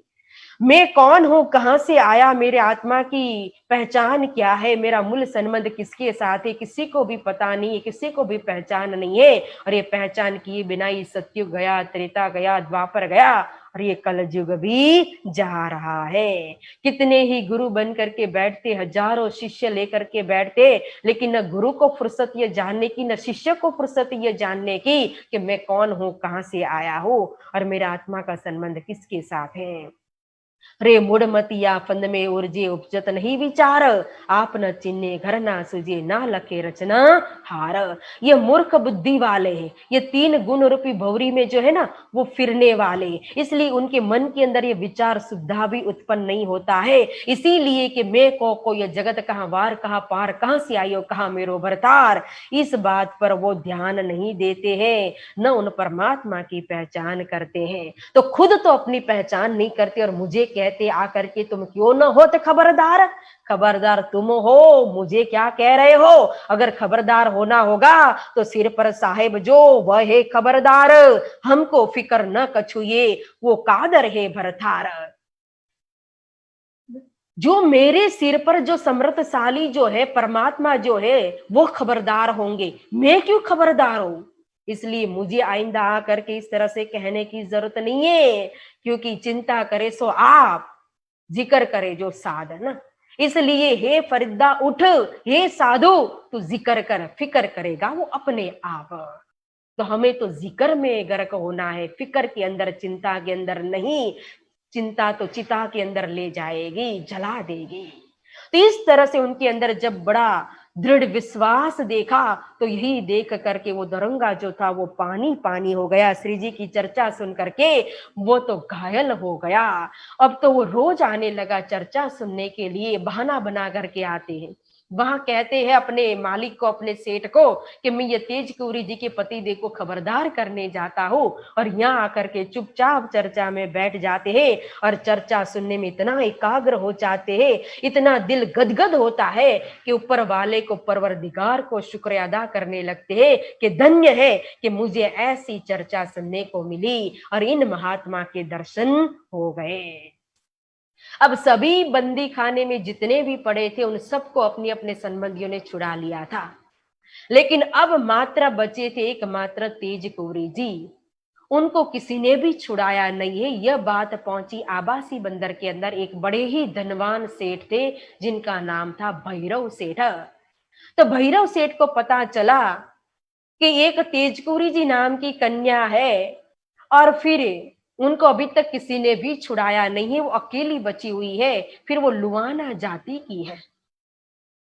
तो भैरव सेठ छुड़ाने के लिए तैयार हुए कि मैं भी लुवाना, वो भी लुवानी जाति की है, तो फिर मुझे तो अपने न्यात को छुड़ाना चाहिए, नेकनामी कमानी चाहिए, सेवा करनी चाहिए। तो तुरंत अपने आदमियों को भेजते हैं वहां खबर पूछने के लिए, जाओ जा करके खबर लो कि कितनी रकम रखी है उनके ऊपर। तो तुरंत उनके आदमी जो थे वो आते हैं और आकर के यहाँ पूछताछ करते जाते हैं और भैरव सेठ से बताते हैं। और फिर भैरव सेठ ने सारी रकम जो उस समय की कहा कि लारी 70,000 है डाढ़ इन ऊपर, 70,000 लारी इनके ऊपर डाढ़ यानी कि रकम रखी गई थी। तो 70,000 लारी दी भैरव सेठ ने अपने आदमियों को, और वो ले जाकर के आबासी बंदर में वो जो बंदी खाने का जो मालिक था उनको दिया और तेज कौरी जी को छुड़ा करके ले आते हैं आबासी बंदर। जब आए आबासी बंदर में तेज कौरी जी तो पता चला कि ये तो शादीशुदा है और इनके पति देव भी मस्कत बंदर के अंदर है और वो कथा चर्चा करते हैं। तो तुरंत वापस मस्कत बंदर के अंदर संदेशा भेजा श्री जी के पास और उनको भी कहा कि मान सम्मान पूर्वक यहाँ आबासी बंदर में लेकर के आओ। तो फिर उनके आदमी गए और श्री जी को संदेश दिया और श्री जी को मान सम्मान पूर्वक फिर आबासी बंदर के अंदर लेकर के आते हैं। अब श्री जी पहुंचे आबासी बंदर मस्कत बंदर से यहाँ भैरव सेठ के पास। तो भैरव सेठ ने श्री जी के दर्शन किए, प्रणाम किए, बहुत ही प्रसन्न हुए और फिर कथा चर्चा उनके माध्यम से हो, यहाँ भी सुंदर साथ की आमदनी हो, सत्संग हो, धर्म हो, ये सोच करके यहाँ कथा चर्चा मंडान शुरू कर दिया भैरव सेठ ने। अब श्री जी भी जहां जाते करना यही काम, कथा चर्चा ही करना है। फिर एक उतारा भी दे दिया श्री जी को रहने के लिए। तब श्री जी यहीं आबासी बंदर में रहते हैं।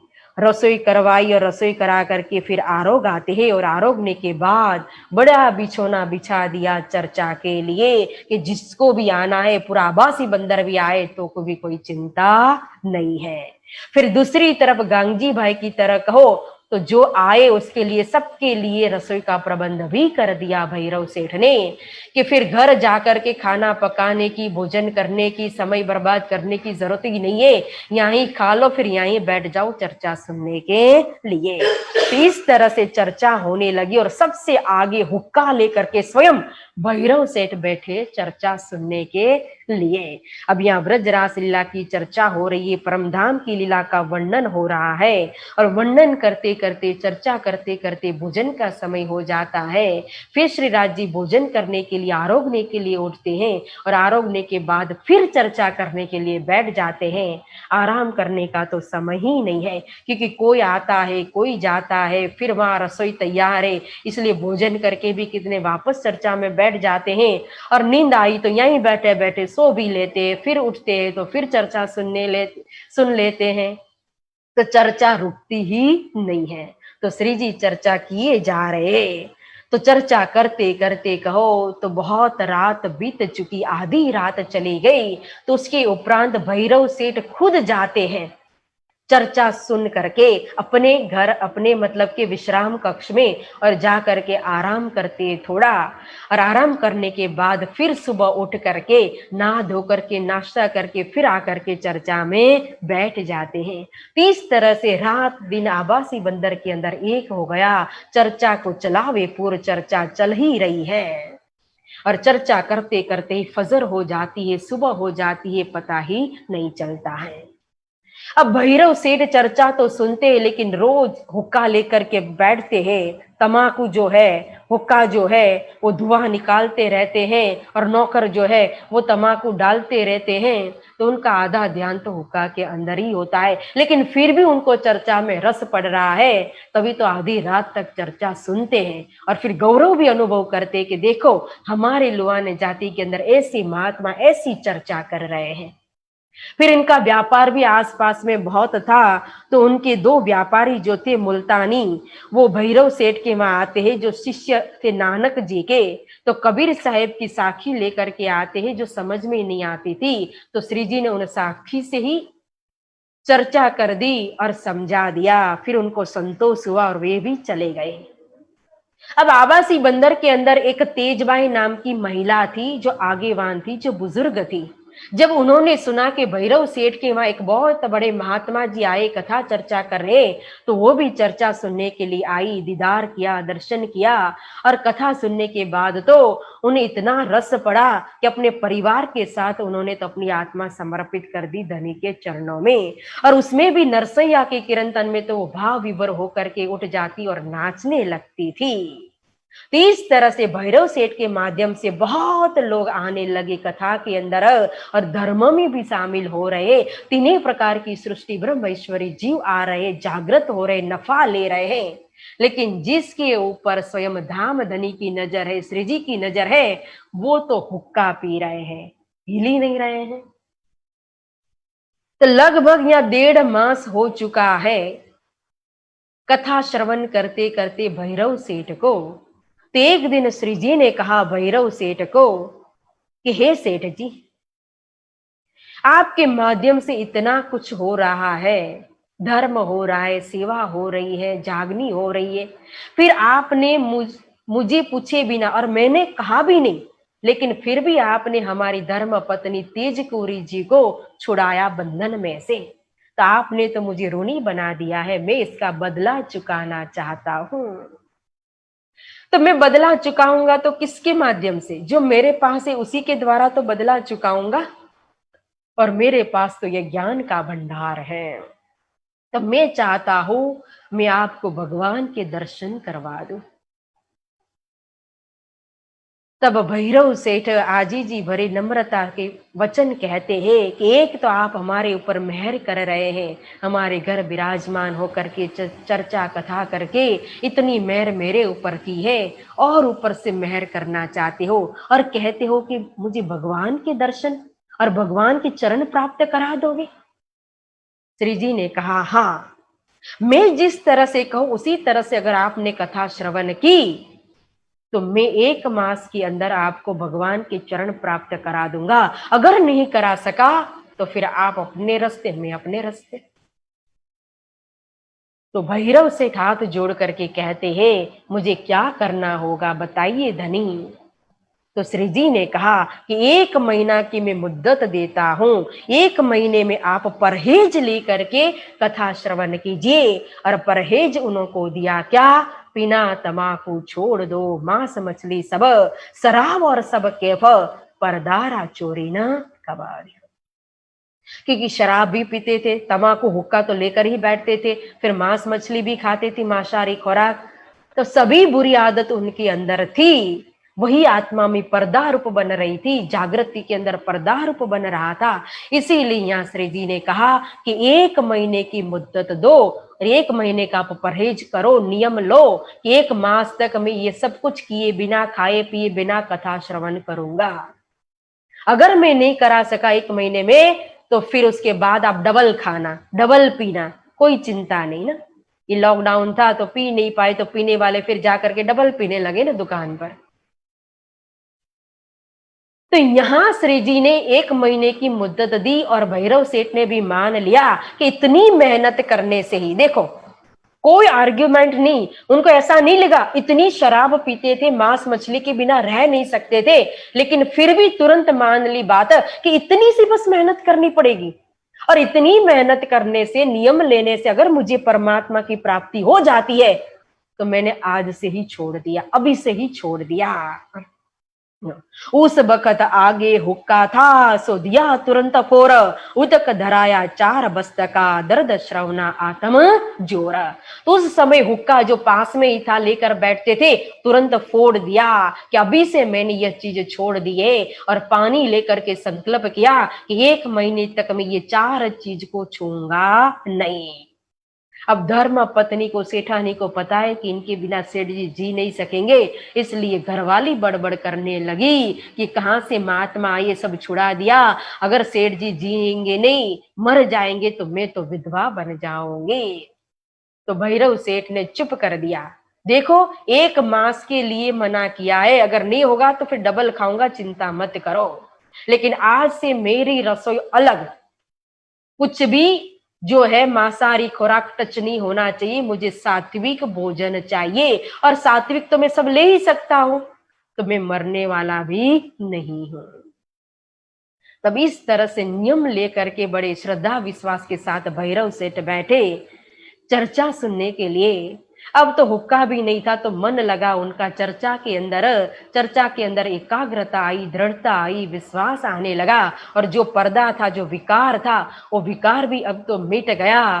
तो धीरे धीरे आत्मा जागृत होने लगी, यो दृढ़ाव करके चर्चा लगे सुनने, तीसरे दिन के सुनते कहे वचन मुख अपने।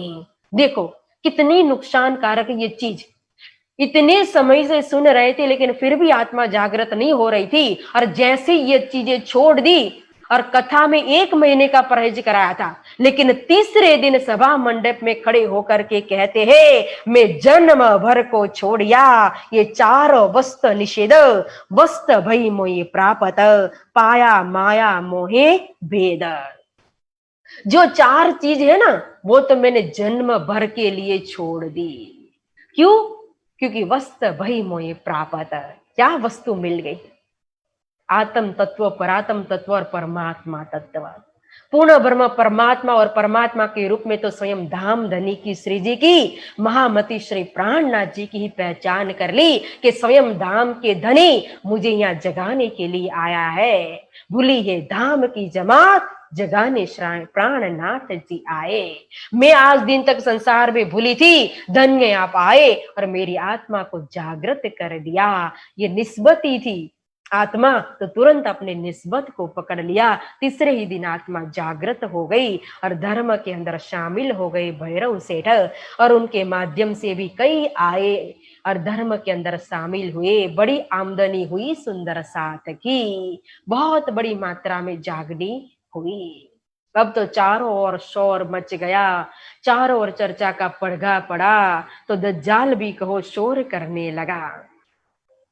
यहाँ जो दज्जाल थे वो भणसाली लोग थे, वो निंदा करने लगे श्री जी की, क्योंकि उनकी जो घरवाली थी, धर्म पत्नी जो थी, वो तो यहाँ आकर के कथा चर्चा सुनती थी, और कथा चर्चा सुनने में उनको समय की कोई मर्यादा ही नहीं रहती थी, पता ही नहीं चलता था समय का, क्योंकि सारा प्रबंध तो यहाँ भैरव सेठ ने किया हुआ। भूख लगी तो जाकर के खा लिया, नींद आई तो यहाँ ही एक नींद भी ले ली और फिर कथा सुनते थे, क्योंकि घर जाएंगे तो उनको लगता था नई कथा होगी तो हमारी कथा छूट जाएगी, फिर ऐसी कथा हमें कहाँ सुनने को मिलेगी।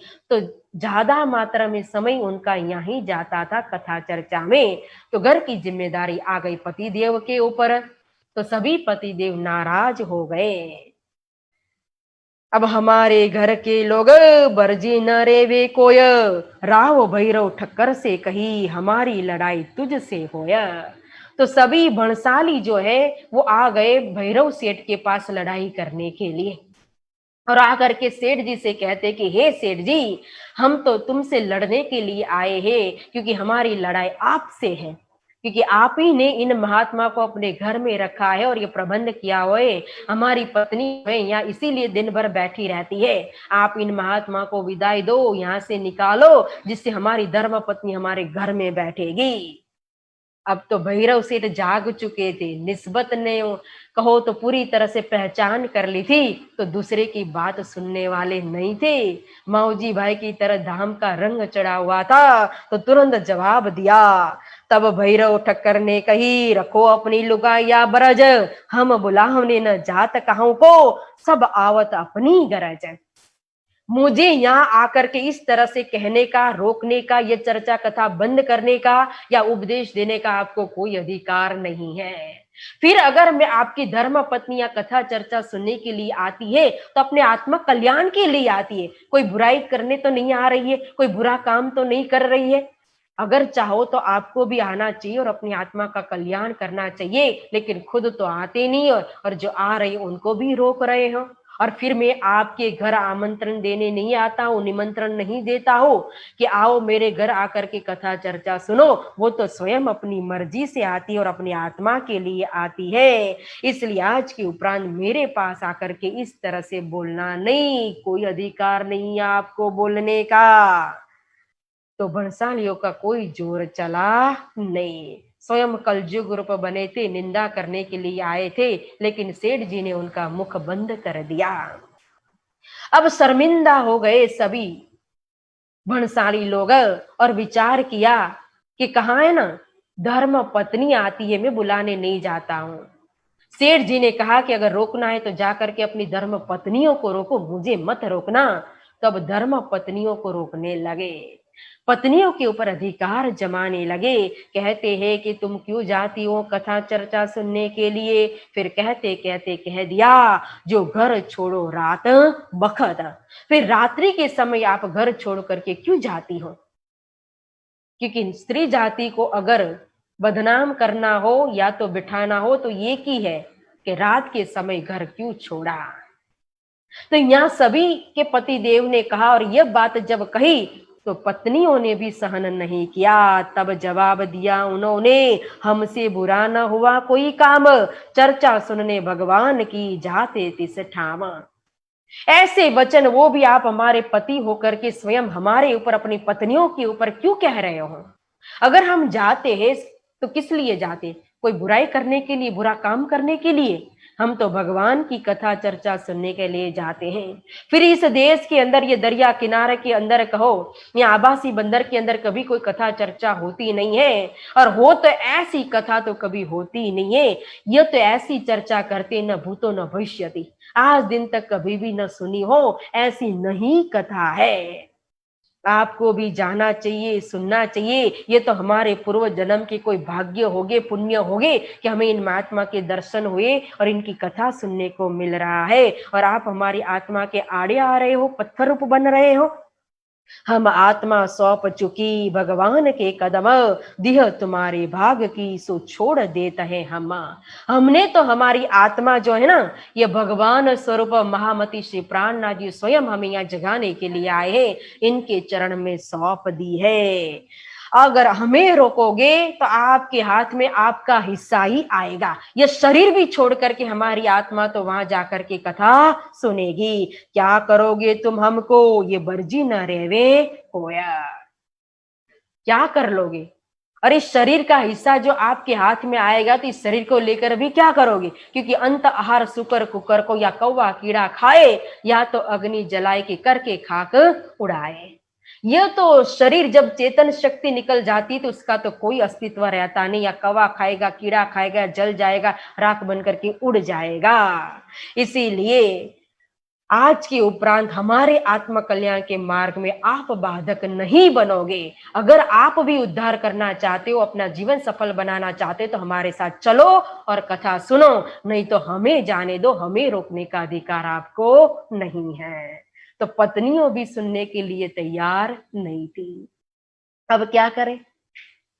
तो सभी ने फिर सलाह की आपस में कि इन सबको है ना ले जाने वाली तो तेज बाई है, क्योंकि वो महिला मंडल की आगेवान है, बुजुर्ग स्त्री थी, महिला थी, और सभी उनको मान देते थे, उनकी बात सब मानते थे। तो इसलिए हम तेजबाई के पास जाए और जाकर के उनको रोके। तो सभी आकर के तेजबाई को रोकने लगे कि तुम क्यों कथा सुनने के लिए जाती है? तुम तो जाती और जब जाती हो तो हमारी पत्नियों को भी ले जाती है, क्योंकि जब निकलती है तेजबाई तो आवाज देती है, सबने कह करके रखा था कि हमें तो काम में पता नहीं चलता, चर्चा का समय हो जाएगा, तो आप जाओगे तो हमें भी आवाज देना। तो जब निकलती है तेजबाई तो वो भी सबको बुलाती हुई जाती है, चलो चलो चर्चा का समय हुआ, चलो चलो। तो सभी घर का काम छोड़ करके निकल जाते हैं चर्चा सुनने के लिए। तो तेजबाई को रोक रहे कि तू भी मत जा और हमारी पत्नियों को भी मत ले जा। तब तेजबाई ने कहा कि मेरी अवस्था नहीं देखते हो, इस उम्र में भी मैं जा करके कथा श्रवण नहीं करूंगी तो किस उम्र में जा करके कथा श्रवण करूंगी।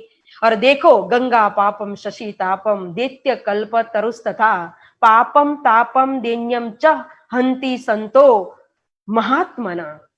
गंगा जो है वो पाप को हरण करता है, शशि यानी कि चंद्रमा जो है ताप को हरण कर लेता है, और कल्प वृक्ष जो है वो दरिद्रता को हरण करता है। लेकिन यह महात्मा तो है ना, वो पाप ताप दरिद्रा सब कुछ हरण करने वाले हैं। ऐसे महात्मा के चरण मिले हैं तो मैं क्यों छोड़ू। इसीलिए क्योंकि यह तो सर्वस्व पाता भव सिंधु त्राता विज्ञान दाता निज धर्म दाता है।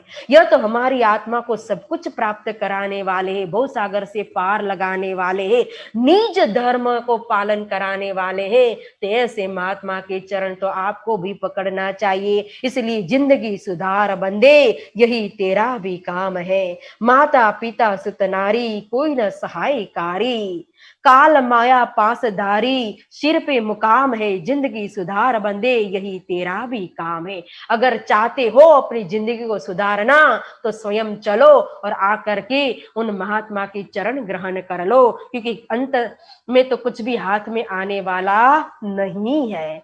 तब तेजबाई ने कहा, तुम अपने घर के बरजो, मैं तो वहां जाऊंगी, तुम करने होए सो करो आए। तब तेजबाई कहती है कि मुझे रोकने का कोई अधिकार नहीं। अगर रोकना है तो घर में जाकर के अपनी पत्नियों को रोको, वहां अधिकार जमाओ, लेकिन यहाँ आकर के मुझे मत कहना। मैं तो जाऊंगी जाऊंगी जाऊंगी, क्या कर लोगे। तो यहाँ भी जोर चला नहीं। इस तरह से युद्ध किया दज्जाल ने, बड़ा जो किया शोर, हाथ पांव अपने पटके पर कछु न चला जोर। तो इस तरह से यहाँ दज्जाल ने कहो तो बहुत ही शोर शराबा किया, निंदा करने लगे, लड़ाई भी की, लेकिन कुछ भी दज्जाल का जोर चला नहीं। तो स्वयं अपने ही हाथ पांव पटकने लगे। अब आभासी बंदर के अंदर इस तरह से धूमधाम चर्चा रसे उत्सव हो रहा है। श्री राज जी जब सबके चित्त कहो तो मरोड़ करके धाम धनी की ओर लगा रहे हैं। सबके अंदर प्रेम दिन प्रतिदिन बढ़ रहा है। और यहाँ इत मास 2-3 भय रजा मांगी जब। अब यहाँ 2-3 मास हो चुके हैं और साकुंडल भी नहीं आई, सकुमार भी नहीं आए, तो फिर यहाँ से निकलने के लिए रजा मांग रहे हैं। तो प्यारे सुंदर साथ जी, अब यहाँ भैरव सेठ किस तरह से रजा देंगे धाम धनी को, श्री जी साहेब जी को, और फिर आभासी बंदर से फिर वापस आएंगे ठट्ठा नगर, और ठट्ठा नगर से फिर पहुंचेंगे नलिया बंदर, और नलिया से पहुंचेंगे सूरत बंदर, जो हम देखेंगे कल की मजल में सुनेंगे। बोलो श्री प्राणनाथ प्यारे की जय। पर कछु न चला जोर। जुत किया दज्जाल ने, बड़ा जो किया शोर, हाथ पांव अपने पटके पर कछु न चला जोर, पर कछु न चला जोर। बोलो श्री सद्गुरु महाराज की जय, श्री प्राणनाथ प्यारे की जय, श्री बाईजूराज महारानी साहिबा की जय, श्री कृष्ण कन्हैया लाल की जय, श्री तीनों पुरी धाम की जय। बोल बोल पंजे वाले की, बोल बोल गुम्मट वाले की, बोल बोल बंगले वाले की, श्री निजानंद संप्रदाय की, श्री कृष्ण प्रणामी धर्म की, प्राणनाथ प्यारे की, प्राणनाथ प्यारे की, प्राणनाथ प्यारे की। बहुत बहुत धन्यवाद सुंदर साथ जी, आप सभी के चरणों में प्रेम प्रणाम। अर्जी तुम्हें हो जैसी कीजियो मैं, करज करूं मेरे पीर जी, हम जैसी तुम जिन करो मेरानी है तो करो पिया, जो कोई नुसरा हो जी, समविद पिया जी सामरत लीन, रहने जा रोए रोए जी। जन्म हमें जो हम रते जिया तुमने घट कीर जी तुम आप दिखाओगे तब देखूंगी नैनन भर जी। ये पुकार पिया जी मेरी सुन के अब भील करो पल जीन जी। क्षण खबर जुली जियो में अर्ज करूं जी। एतिया रज में तो करूं पिया बीच पड़ी अंतराय जीसु अंतराय टाल के दुआ लीजे कंठ लगाए जी। कंठ लगाए कंठ सो पिया कीजिए हास विलास जी। भारणे जय श्री इंद्रावती पिया राखो चरणों के पास जी। में दुर्मनी पिया और न जानो बात जी। ईशक सो सेवा करो कभी सभी अंगो साक्षात जी। सदा सुखदाता श्री धाम धनी में कहाँ कहूँ इस बात जी। श्री मामती जुगल स्वरूप परवारी अंगन बलि बलि जात जी। सदा सुखदाता श्री धाम धनी में कहाँ कहूँ इस बात जी। श्री मामती जुगल स्वरूप परवारी अंगन बलि बलि जात जी।